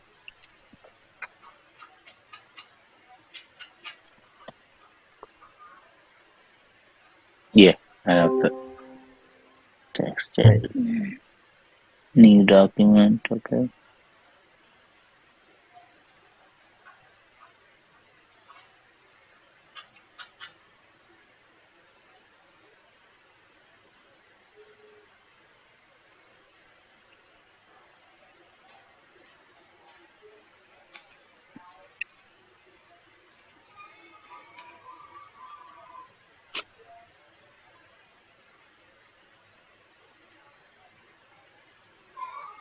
My one showing like setup requires like 270 MB. Can you share your screen? I'm using my other laptop. Okay.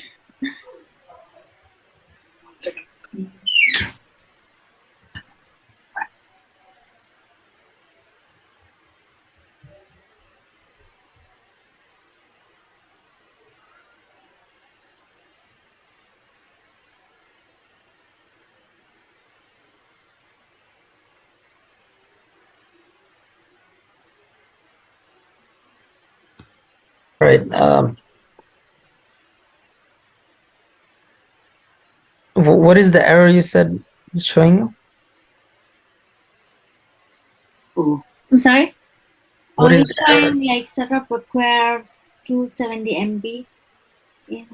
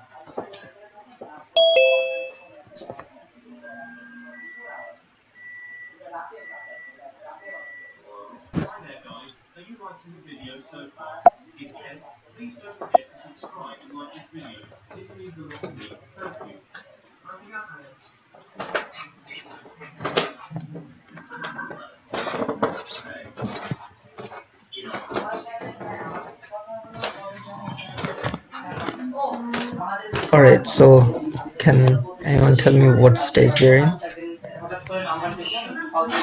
তো উনি বোধহয় ওনার শাশুড়ি দেবর এরা কেউ কেউ আসছেন মানে ফ্যামিলি মেম্বার আসছেন I'm still আসার জন্য downloading. উনি আর এখন আগের মতো আর বাইরে টাইরে Oh, যেতে it's পারেন না still downloading. উনি যে কাজ করেন বাসায় চলে আসেন আর No, I'm in my ওনারও notepad. কিন্তু I'm in the text যেমন আমি বললাম যে edit. কি ব্যাপার আগে তো দেখতাম না Okay. করতে বলতেছিলাম তো উনি বলে যে আমার ফোন ভালো না And if you're in Windows, you আমার can হলো use সরকারি ফোন Notepad. তো এটা দিয়ে আমি ঢুকতে পারি না You don't have to use the bracket.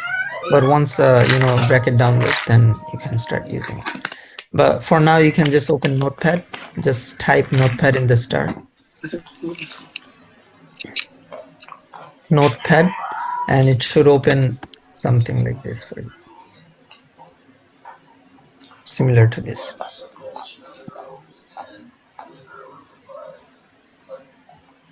All right, so let's go to my. Okay, I open my notepad. All right, and Rajuba, you have your brackets on Notepad. ভাইয়া আমার already bracket install করা আছে আমার সিস্টেমে Okay, very good. All right, so let's go ahead and start. Here in a sample document, you can see on the top we have the doc type HTML. So this you would see in different types of website nowadays. The reason why the type is telling the document that this is going to be a HTML document, nothing more than that. After that, the first thing we're gonna see is the HTML document. So everyone can type that much. Can you make little bigger the page? Sure.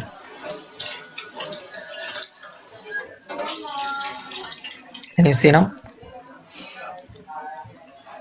Yeah, that's fine. All right.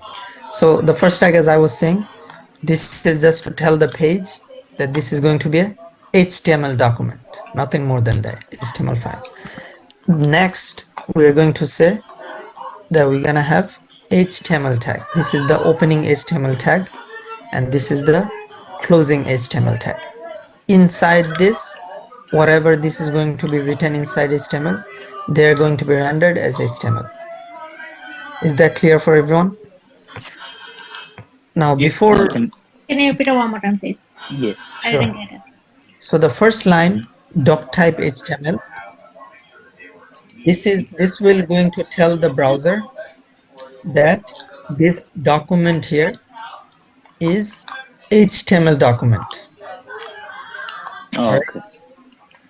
This is not text document. This is not a PDF document. This is not image document. This is not JPEG, nothing like that. But this is HTML document. And next, we're going to start with HTML document, HTML tag itself. And all the tags that are there, they go inside HTML tag. So there are 80, 90 tags. All of them, they have to be inside HTML tag. What is the reason? Because we are writing in HTML. And the root tag, which we have to have, is the HTML tag. Is that clear? So Yes. basically, everything has to be inside HTML tag. Is that much clear? Mm-hmm. All right. Yeah. Now, do you see to my left here, Untitled 1? Yeah. Yeah. Now, we have to save this file, correct? If we don't save it, we're not going to see it. Now, let's go ahead and save it. Save as.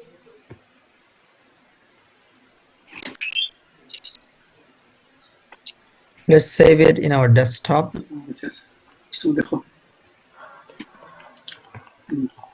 Let's name it homepage.html.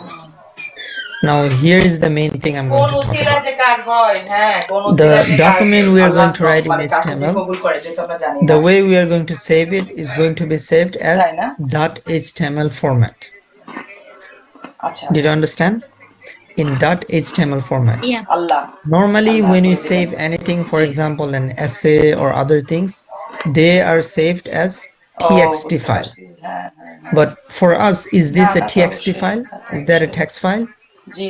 No, it's not a text file, but it's a HTML file. What is the reason we say that this is an HTML file and not a text file? Because the browser is going to render it as a website. It's not going to render it as a text document. It's not going to render it as PDF and JPEG, PNG, nothing like that. But this is going to be treated as a website. All right. Make sure you do this .html, otherwise it will not work as we are expecting. And then once, so basically the name, it could be anything. For our understanding, I just put homepage and .html and save.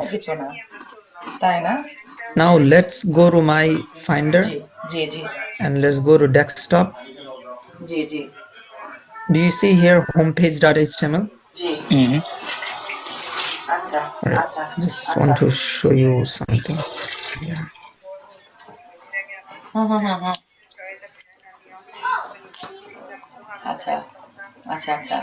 All right. Let's did you see it? So if this is the homepage, right? Homepage.html. If I click on it, double click on it, do you see this is opening in a web browser? This is opening in Chrome. And you see the file users Subhan desktop homepage.html. This is the file you're opening, right? And this is located inside this. That's why we have this link. Now, did you understand why it did not open, for example, Pages or PowerPoint or Adobe Reader or something like that by open website? Reason being, it is .html extension. So the format and extension has to be in .html. Is that clear? Hey guys, Yes. it's better if you can create a folder in the desktop, probably name it as BitTech and put all the documents and the files in the same folder. It'll be easier to locate them later on because everybody has their personal stuff in the computer, right? You don't want to get them mixed up. The best way to do it is just like rename it, and then just create a folder, keep it in there. Yeah, because time to time we're going to create different folders, use external files, resources. So everything that is related to BitTech, just keep everything in the same folder so it's easy to find and you know where to locate it. Yes, so you can have one folder and then inside that folder, I just have the same file. I just transferred. Okay. Now I have to open it since I changed it. All right, if I open it, then you can see the same thing. You know, one of the benefit of using the bracket is that you see on the right side the thunder icon. It automatically opens in Chrome. All the top right corner, on the right side, all the way to the top, you see the thunder icon. On the There's one right down- side, all the way to the right. Yeah. There you go. You click automatically, it's going to open the file into the Chrome, and it will be connected automatically. Like you, as long as you save anything, it will reflect immediately. I mean, yes, the manual way, the best way, what Rocky was showing earlier, that you write something, save it, open in a browser, but you can use this. This is like a one of the benefit of using bracket. All right. Okay. So did everyone reach up to this point where they can open their file in the browser? Yes. Everyone? Can you repeat one more time? Are you at the stage where you can open the same file in the browser? I wasn't able to download it. Or you can do it on a notepad. Or, Yeah, I'm doing on the notepad. Yeah, I'm on. yeah. Just save the document as .html extension. Yes, I did on my desktop. Yeah, then you can open it in a browser. Just double click it and it will automatically open in the browser. All right, so inside HTML, there is the header tag we write first, HEAD, so the head. And then we're going to close it. And did you notice whenever I typed / it opened, it typed the whole thing for me, bracket, auto typed.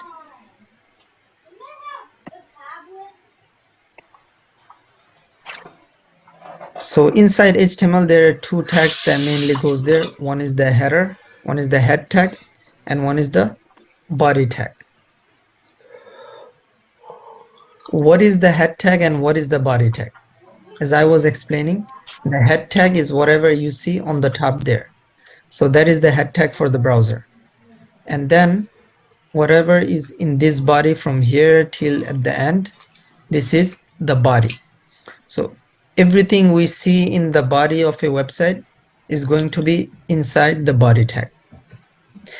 And on the top in the header, we have different information about the website.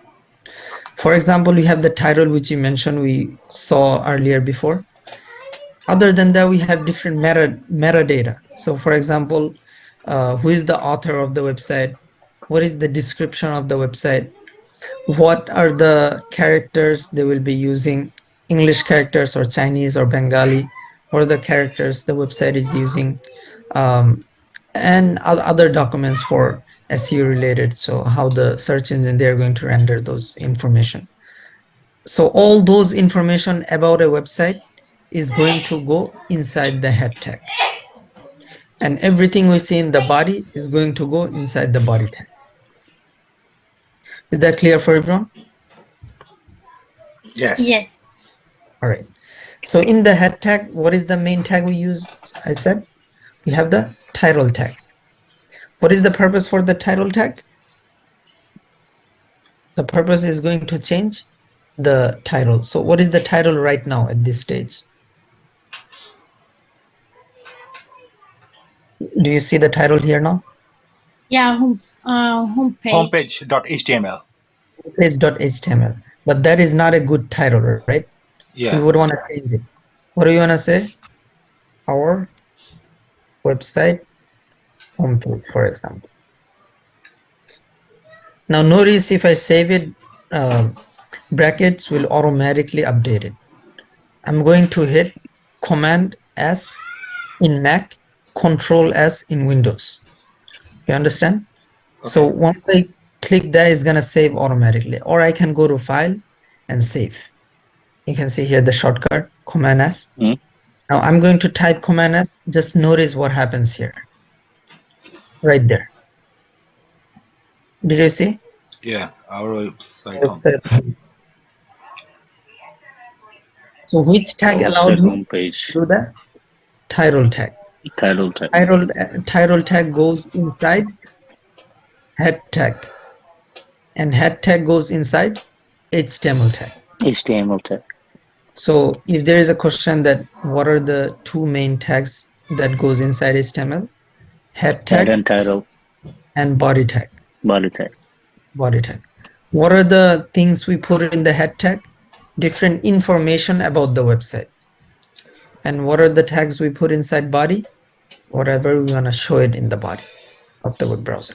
That's basically the main page. Like Right. Main page goes in the body, and Body. information about the page, as I was mentioning, different characters, metadata, search engine related stuff, they are going to go inside the head tag. head tag.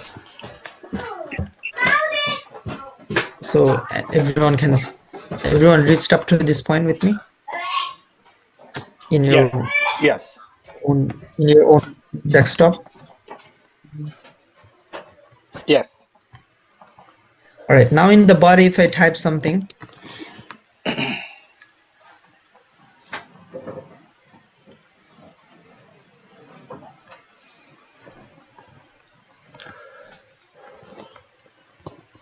do you see here? In the body, whenever you write something, is going to reflect in the body of the browser.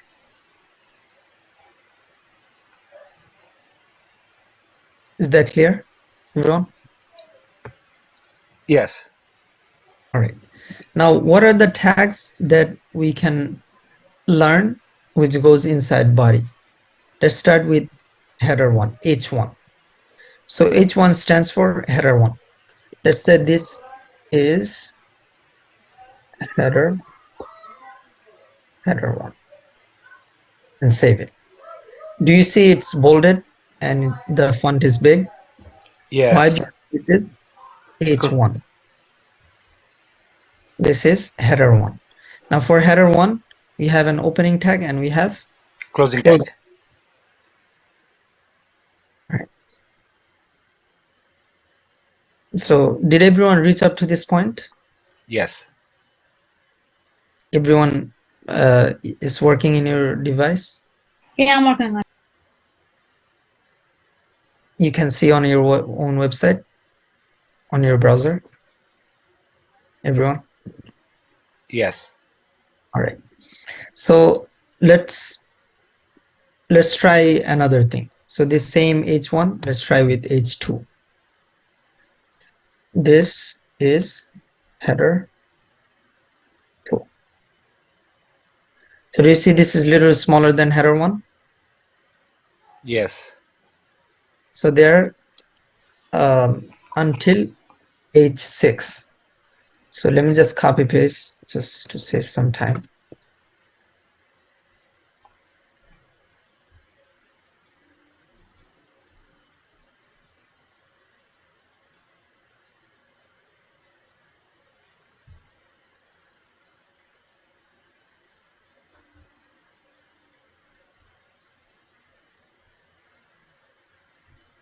All right, did you see how it works? So header 1 is the biggest, and then header 6 is the smallest. Everyone understand? Yeah. Now let's go back to our document here, and let's copy all this to understand it better. So because we have to go over all the text, right? Rakib, just to point out one thing. So I think there is you copy, go ahead, do what you're doing.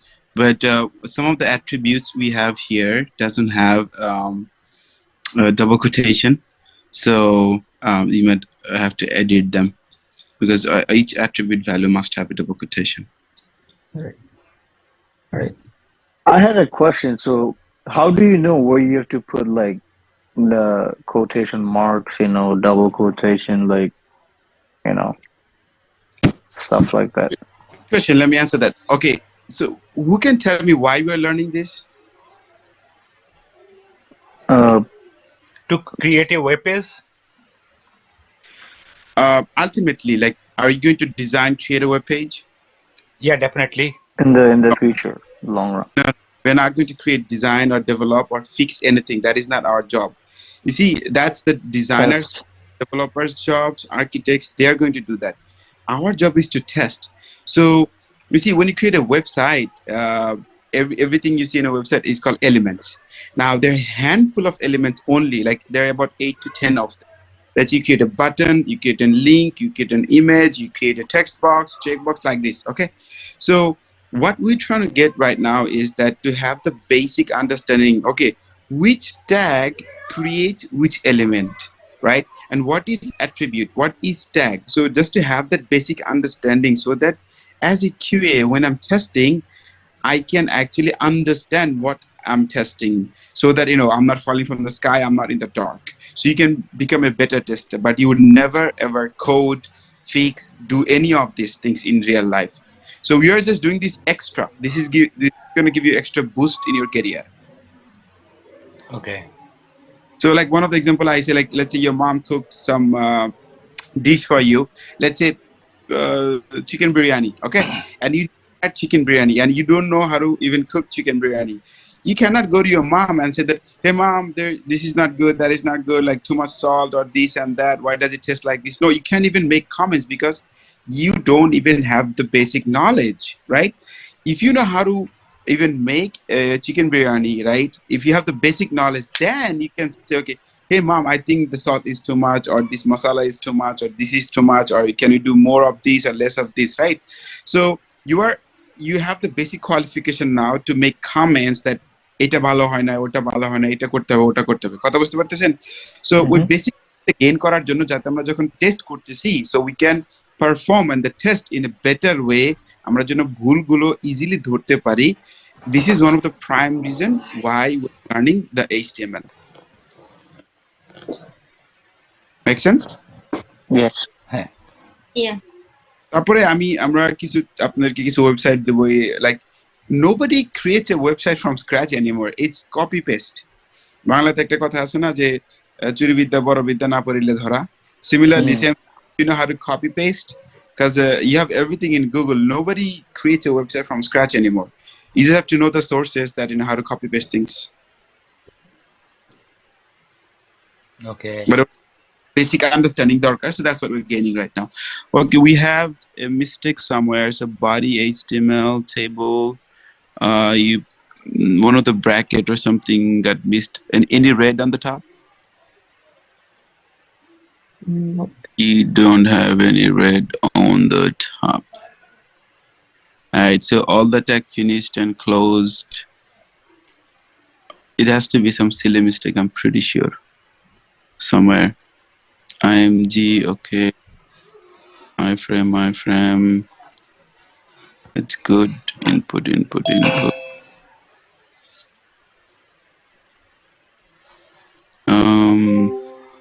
But type equal to checkbox. Wait. That's correct. Not a problem. Select tag, option, select. P tag, div, span, table beginning, table ending. That looks weird. I don't know where is the wrong. It needs to be somewhere in the table thingy. TR, table. Wait. Table TR.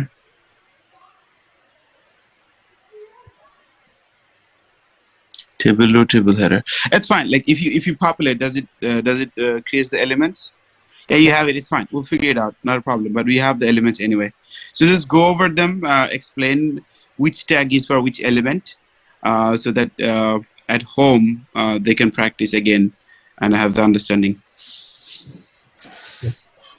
So we went over the headers already, right? So header 1 being the largest and header 6 is the smallest. Then we have H1. Sorry, we already went over it. But here we have a property. Remember what a property is for?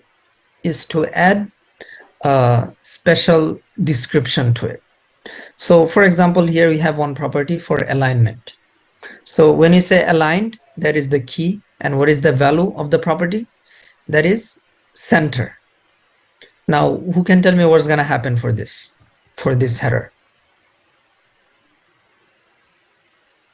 The header going to go in the center, place in the center. Exactly. So this is an important HTML tag for tester. You can see this is an important HTML for tester. Since I put the browser very small, it's not very visible, but if I open it, if I make it bigger, you can see this is going in the middle. So what is the idea for the property align center?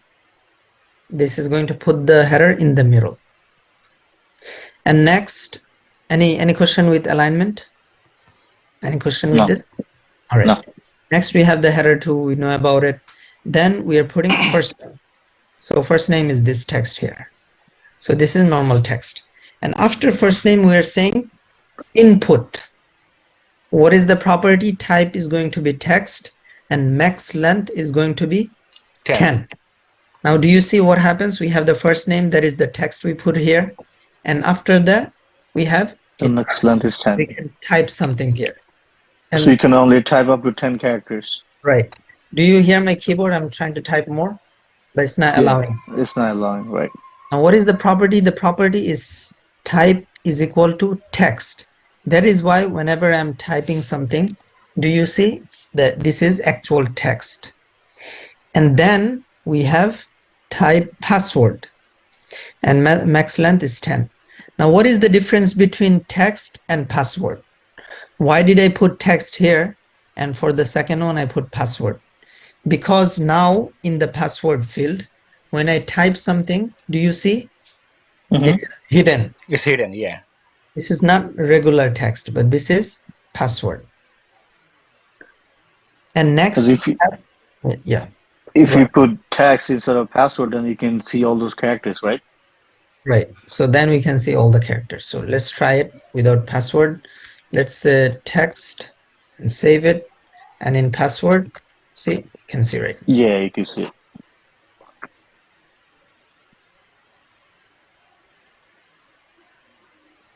All right.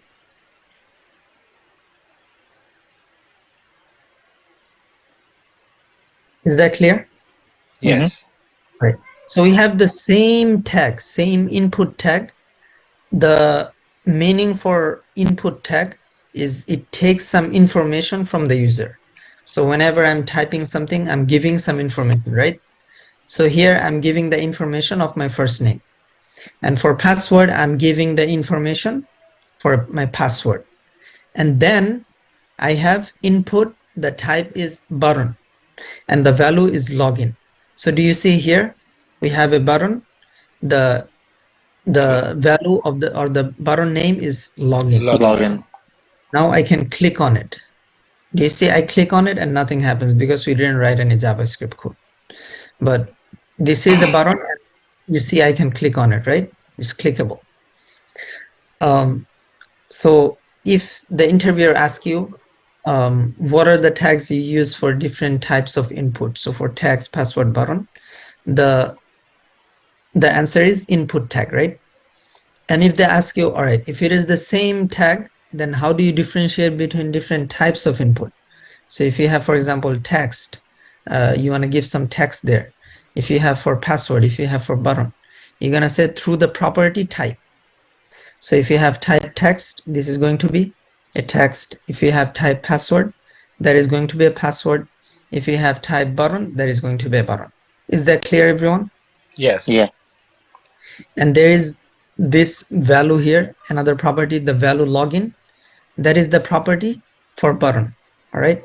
So for example, without login, if I write sign in, if I save it, do you see it's going to turn into sign in? Sign. So the way we modify the button name is through the value property. Is that clear? Yes. Yeah. And next we have input, the type is file. So this will open the System Explorer. So for example, if I click on choose file, this is going to open my System Explorer. So for if you're using Windows, it's going to open system, sorry, for me it's going to open Finder, and for Windows it's going to open System Explorer. Next we have A. A stands for, A is for link. So if you want, if for example, we have a text, click here. Do you see the text here? Click here, here's the text, and this is blue, right? The reason being this is a link.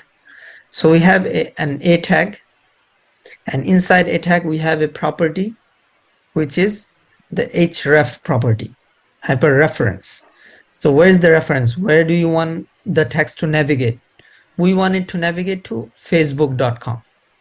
So now if I click on this text, click here, what's going to happen? It's going to go to the Facebook. It's going to go to facebook.com. Now, what if I don't want it to go to facebook.com, but some other website? I want it to go to target.com. So what do I have to do? I just have to change it, change the href value to target.com. Now, if I click on it, what's going to happen? Target.com. Next, we have one image. So, all right, this image actually is a link. Why? Because we have one A tag. Do you see this is the opening A tag, and it has the property for google.com. Yeah. Before closing it, I'm not putting a text here, but I'm putting an image. And after the image, I'm putting the closing A tag. Did you understand it? Yeah. So the opening A tag, then I have an image, and after the image, I have A tag. Is that clear? Yeah. So now what's going to happen is if I click on this image, then it's going to navigate me to google.com. Now, how do we display an image? Through the img tag. And inside img tag, we have src property. What is the src property stands for? It's going to ask for some path to the image. So what is the image I want to display here? Since I do not have any image here, any path here, that's why it's not showing any image here. Do you see it's broken? Yeah. But let's say I'm going to open this one here.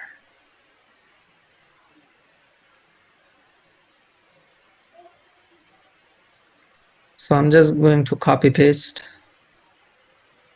the same one.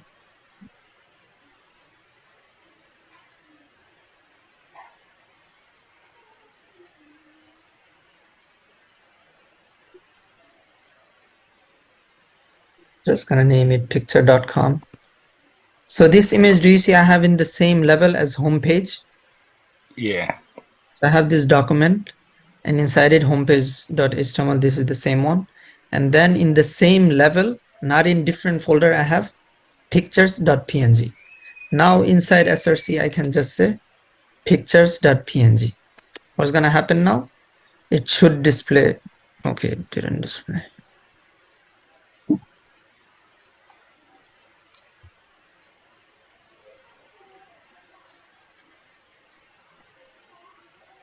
Oh, this actually didn't copy this.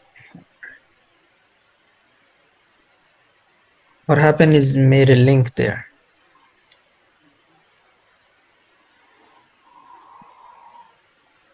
I'll have to copy and then paste. Sure.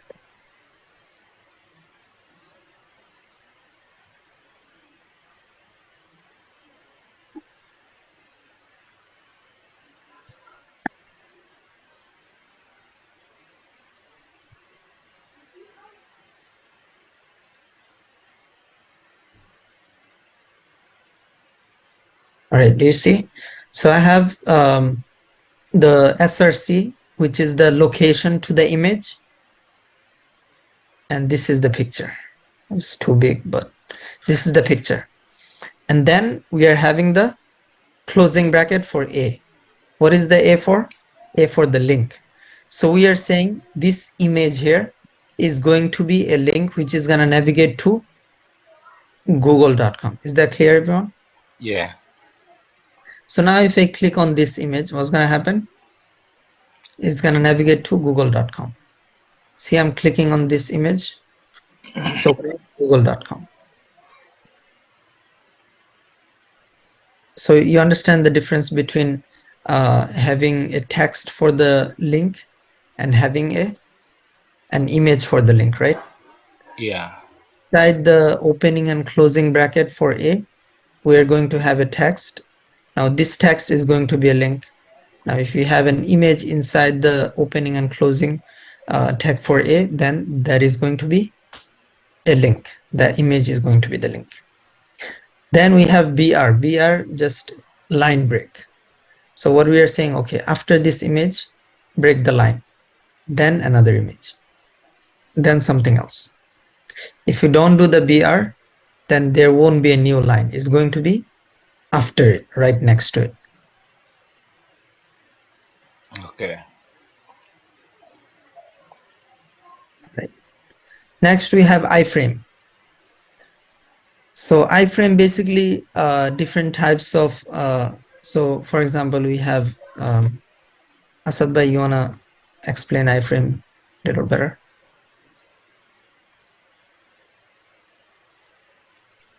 First, Google it and see the definition. All right. All right. So this is one website, W3 Schools. They have a lot of resources for everything. And You see, what is an iframe? I mean, if you go back, just look at the definition. You see, niche, huh?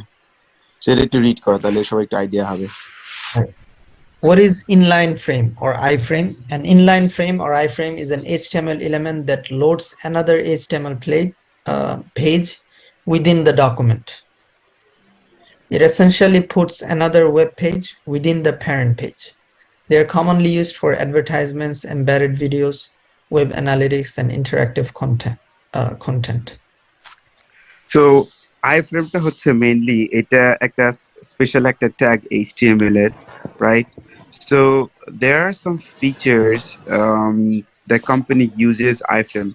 Usually form type er jodi kono kichu thake and it's third party integrated jekhane okhane boltechilo, let's say I'm running a promotion like it's with Uber or GrabHubs or something like that, or ওদের temporary কোনো promotion run করতেছি, right?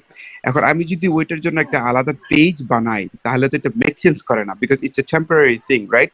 So what they do, the developer from GrabHub, let's say they will give us some code. এটা আমাদের ডেভেলপাররা কি করবে, iframe tag এর মাধ্যমে integrate করলে অটোমেটিকলি ওদের সার্ভার থেকে আমার সার্ভারে পপুলেট হয়ে যাবে।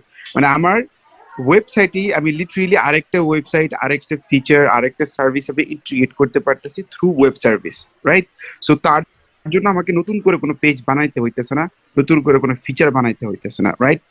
অ্যাজ ওয়েল অ্যাজ অনেক সময় অনেক ডেটা আমাদের কারেন্ট লাগে, যেমন let's say weather information, this and that. আমাদের ওয়েব সার্ভিস নামে একটা ইনফরমেশন আছে, এটা আমরা পরে শিখবো, but also let's say you want to pull some information always from the server because you want to get certain information. So ওইসব ক্ষেত্রেও iframe ব্যবহার করা হয়। তো মেইন পারপাস হচ্ছে কি যে iframe এর ভিতরে যে কন্টেন্ট গুলো আমরা দেখবো, like it's gonna look like just like rest of the website. As a QA, what you have to know is that during automation using Selenium, if you want to catch any of the element or do any of the action within the iframe, there are some extra things you gotta do because that is not directly part of your own website. You are borrowing it from somebody else. ঠিক আছে না? So এই জিনিসটা আপাতত মাথায় রাখেন যে if using iframe, these are the things we can do. If you are doing any action within the iframe, right? So you have to do some extra things in order to automate that. আমরা এটা পরে ডিটেইলসে আবার পরে ডিটেইলসে আরো জিনিস করে নিয়ে আলাপ করব, সমস্যা নাই। ওকে Okay. Alright All right. So next we have input type checkbox. So there are two other types which you can see examples here. Checkbox are basically when you can choose multiple options. So here you can see select your best friend. You can have multiple best friend, right? They can all be your best friend. When you have multiple options, multiple selections, then they're called checkbox. And if you have only one, for example, you have a choose your color, and they're radio button. So it can be either red or either green or either blue, only one of the three. If that is the scenario, then use radio button. So either red or either green or either blue. So for checkbox, you can have one, or you can have two, or you can have all. You can choose all of them. You can select all of them. But for radio, you can only choose one of them. Is that clear?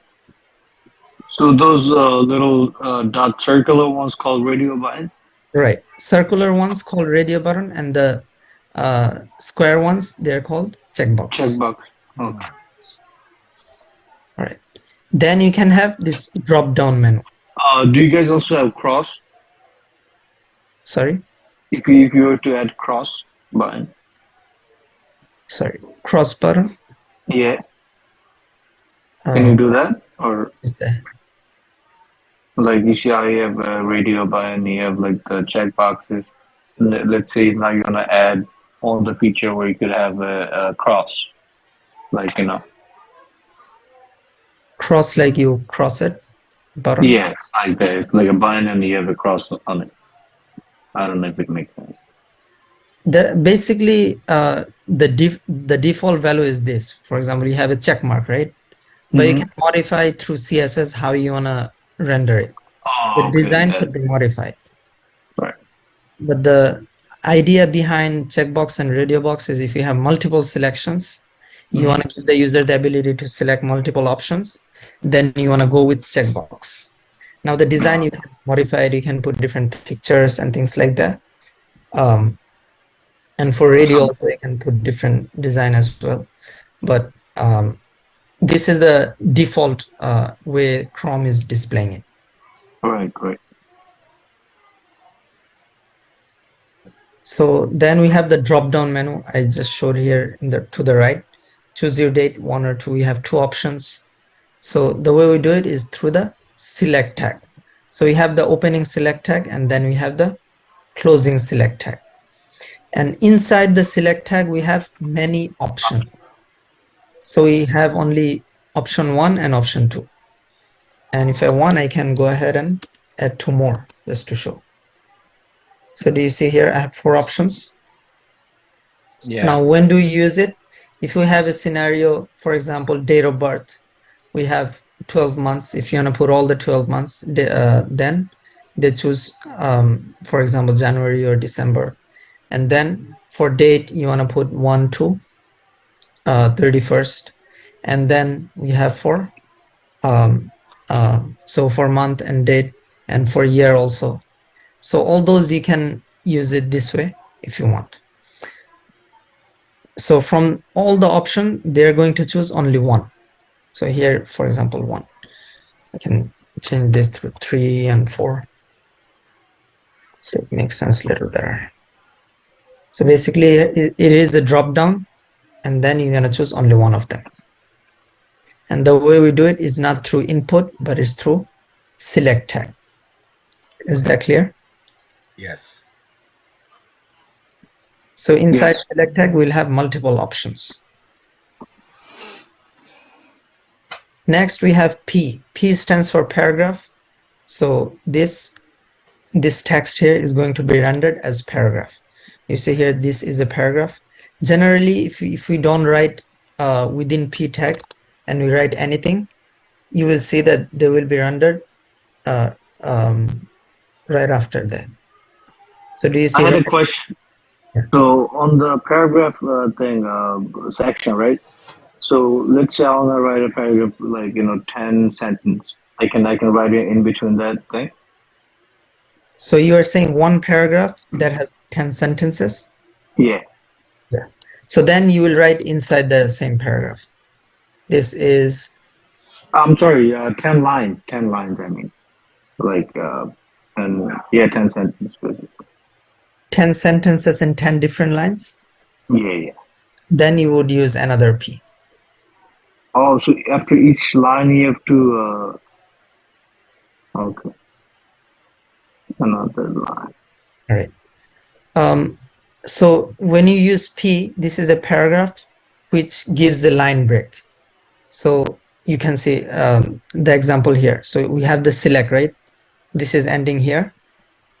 And after that, we just wrote some random text, which is in the same line. Do you see here in the same line? Yeah.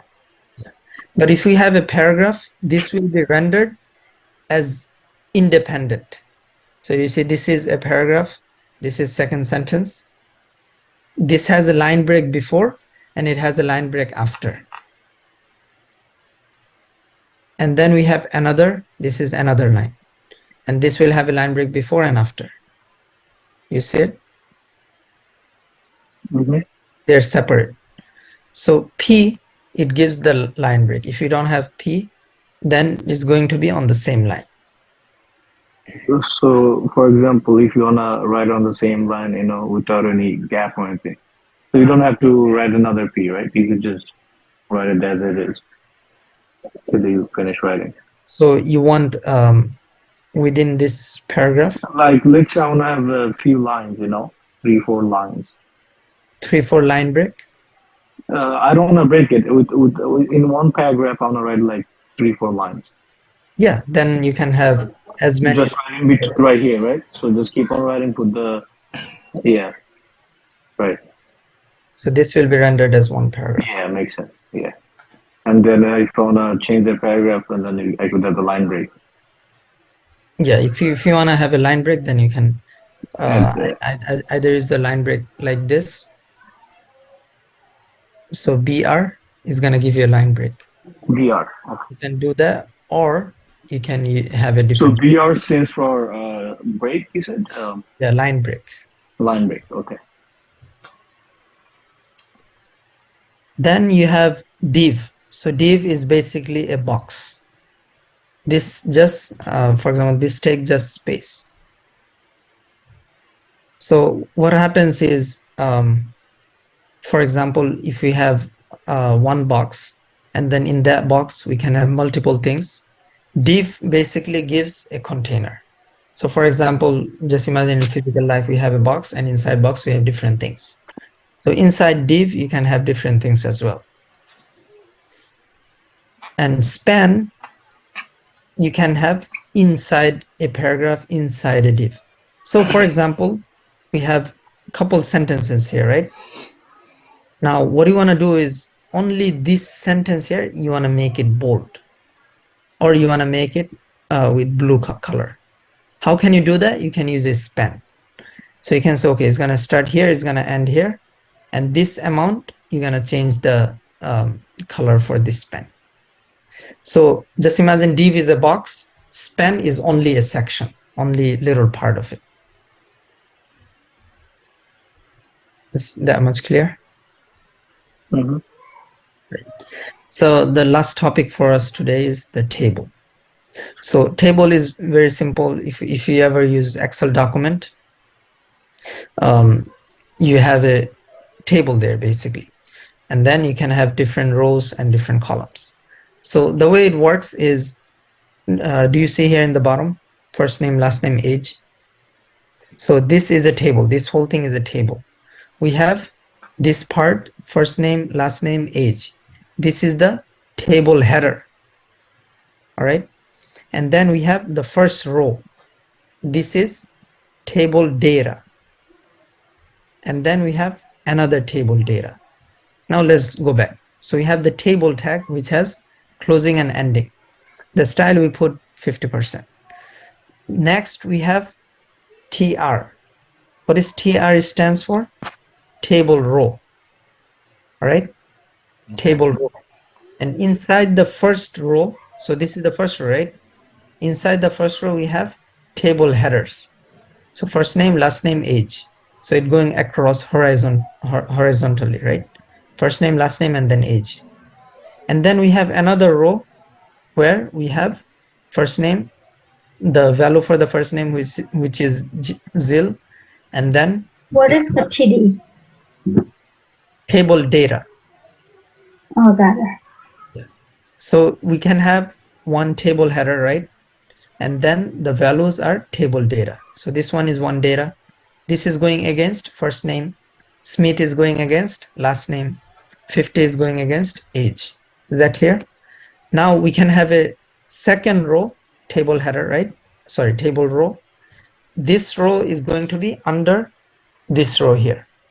And how are we gonna match with the value? With the table header. So first name is Eve, last name is Jackson. What is the age? 94. Do you see here? So first name, last name, age, that was the table row, sorry, table header. And then we have another table row, which is the table data, and then another table data. Now we can have multiple table data, right? As many as we want. Yeah. So we're just gonna add all this table data like that. Do you understand? Yeah. Yes. Change the value. So Yeah. the main thing we have to remember is the first line. This is going to be table header. So the first row we are talking about. The Basically, first row that's is the header. title, basically. The titles are the table headers, and then the table data are the Data. different rows. And then rows. Yeah. Now this is where our page is ending, right? And how are we gonna end our body, our page? With Forward slash body. Forward slash. this is where the HTML. body tag is ending. And then we just have to end with the HTML closing. HTML. Okay. Because everything has to go inside HTML tag. HTML. Any questions so far with this? Yeah, I had 3 questions. So you see all those different inputs, different colors. So do you select the colors, or it just that's how it is? Oh, in this code editor, Yeah, this happens automatically. automatically. automatically. Just because of the software, right? Yeah, is the So software makes when we can download the things, so we can have also the same thing, right? yeah, whenever you download, and then after downloading you have this document saved as HTML document, then you will see the same thing. I need help after the class, so I can share my screen, and I need help with the download things. All right. Any other question beside with these tags? No. No questions, but one thing I do realize is that in order to learn the HTML, we do have to learn about the tags. I Yeah. feel like we have to put some time in. Definitely, you have And to where can I find all those tags? all the tags. You mean all the possible tags? Like basically I mean, like is that it? Like, or there are like millions of tags? No, they have more, but these are the basic ones. Okay, in order to perform our duty, like testing software, websites. So for those are good enough, right? Yeah, this should be good enough. Yeah. Okay. Maximum time you will be facing this, but again, we are just giving you a head start, right? Just familiarizing what is being used mostly in the market, in the industry, right?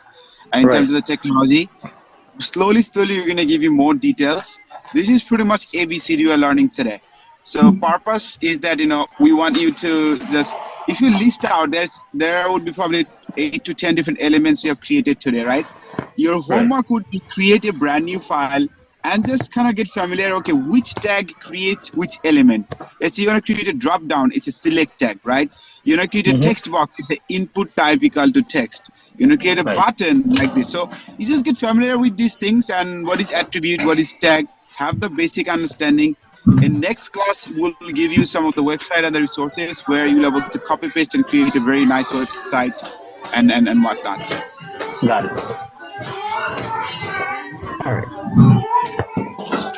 All right, so let's summarize whatever we learned today. We learned about what is a tag and what is an attribute and property, and automation, how TR, TD select works. We're gonna go more in details with that. And what is DOM and BOM.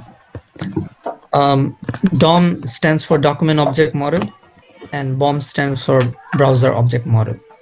So basically what happens is the browser renders everything as elements, right, as I'm mentioning.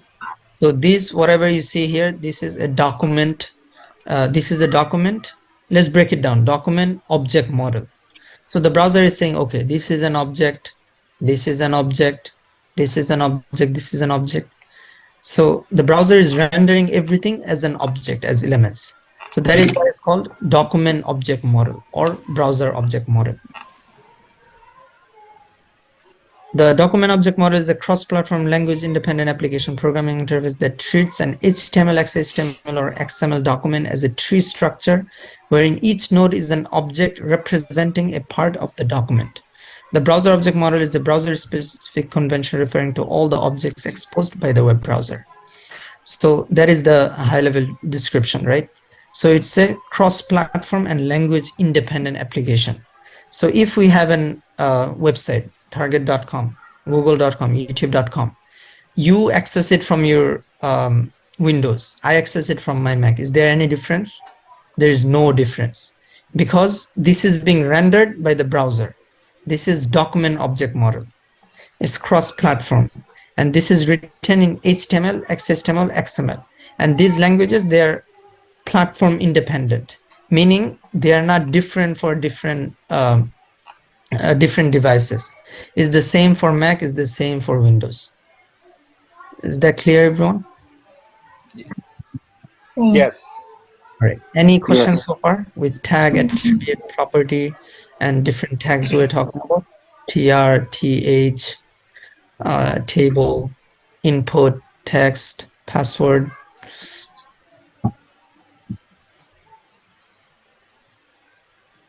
No question? No question. All right, so we can wrap up the class today. So I will share this document with you in the WhatsApp group, and I'll forward another website for a resource. W3's website, they have all the text as well. You can take a look. But you'd expect that you practice all these texts, even though you can memorize all the text with description. But if we don't practice ourselves, most probably we're not going to remember it. But once we write it ourselves and it's working, we see it visually in the browser, then we can remember it better. And whenever we are writing automation, that practice will really help us. So And I was mentioning, you right. make your own new file and then write from zero. Practice with different things. Don't practice with the same examples, but with different examples, come up with different scenarios and try to structure them and give them, label them with the appropriate tags. You said last time you run it on a MacBook with Control-C, right? Save it, Mm-hmm. Command S. Okay, Command S. Okay. So if you see file save, you can see here Command S. Okay. So for Windows, it will be Control S. Oh, to save it. Okay. Yeah, And to run it, how do you run that? Like run it, you will click on this button here. Oh, the power. Okay. Also to run, like if you go to your folder and you'll see your HTML file and right click, open in a browser. Show it, Rakib. Go to the folder where you saved your the file, the HTML file, and just right click and open in a browser. That's it. So the HTML file, you right click on it, open with, and then Google Chrome. Yeah. Oh, okay. All right, good luck, guys, and I'm gonna hang up. I need to go. So we'll keep in touch in WhatsApp, and if you need anything, let us know. Okay. Okay. Thank you very much. Thank you. Okay. Rakib, I need to how to download this. yeah. Can you share your screen? Please.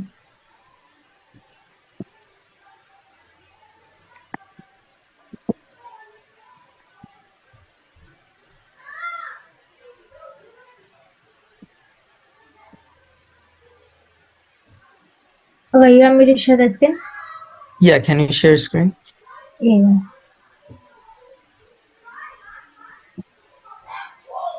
Oh, what is it?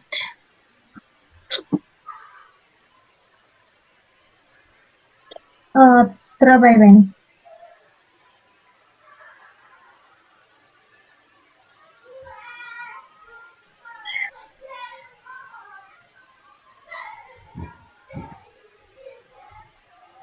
So in Zoom, you will see share screen. Oh, I'm looking for it. Green. Do you know where the share screen? So you can help with this. Oh, All right. Can you see here like this? New share. You'll see share screen. The same bar you'll see. yeah, I just click on so. Here, once you click it, it will let you select whole window. You can choose this window and then share.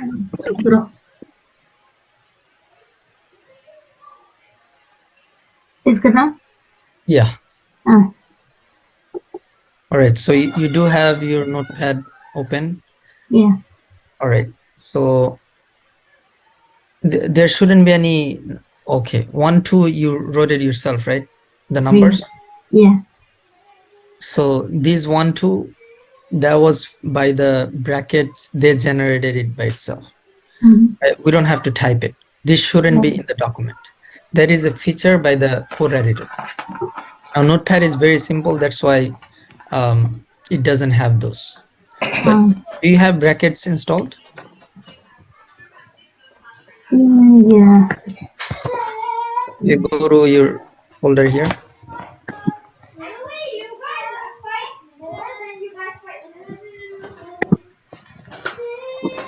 All right, go to your folder. In the bottom, you can go to folder.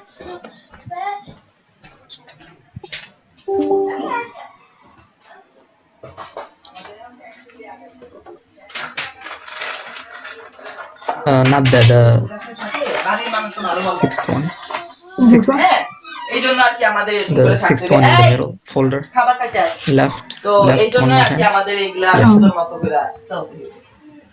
মানে কোনো কথা বলা যায় না Don't right click on it, left click on it and download or download the second button, download. All right, so you downloaded it, right? So now we have to install it. Now double click on it.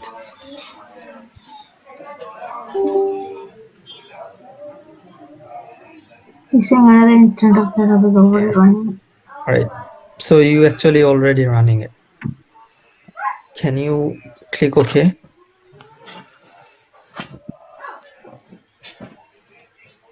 All right, and then in the bottom, all the way in the bottom. Is it network? No, not in that window, but it should be in another window in file. This one? Not that. All right, let's try it different. All right, just give me a second. মানে আমাদের আমাদের ওই ই ছাড়া মানে ওই খালাম্মা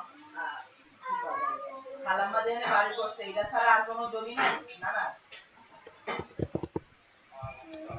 তাইলে ওই জায়গায় গিয়ে দোকান করতে হবে না হলে হয় না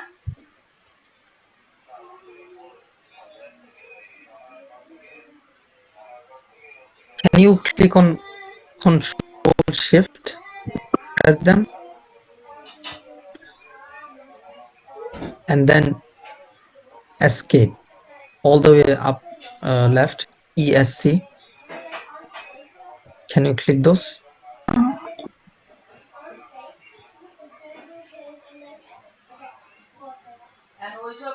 Not that actually. Control Shift. Keep hitting those. Control Shift. I did. All right, just click Control Tab. Keep tapping Control. I mean, keep holding it, and then click on Tab. Not that.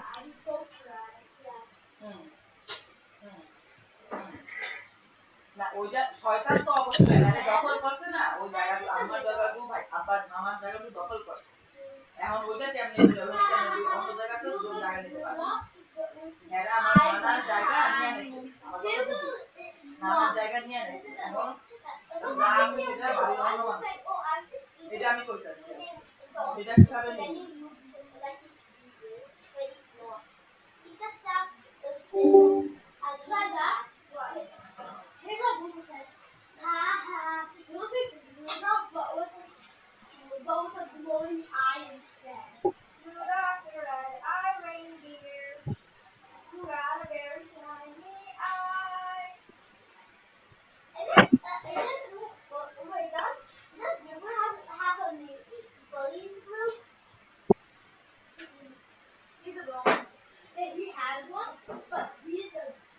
এই কথা ভাইয়ারে কইছো এই কথা ভাইয়ের লগে আলাপ করছো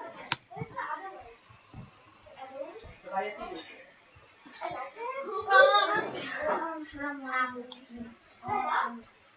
Whatever Google says, Google just loves it because Google's scared.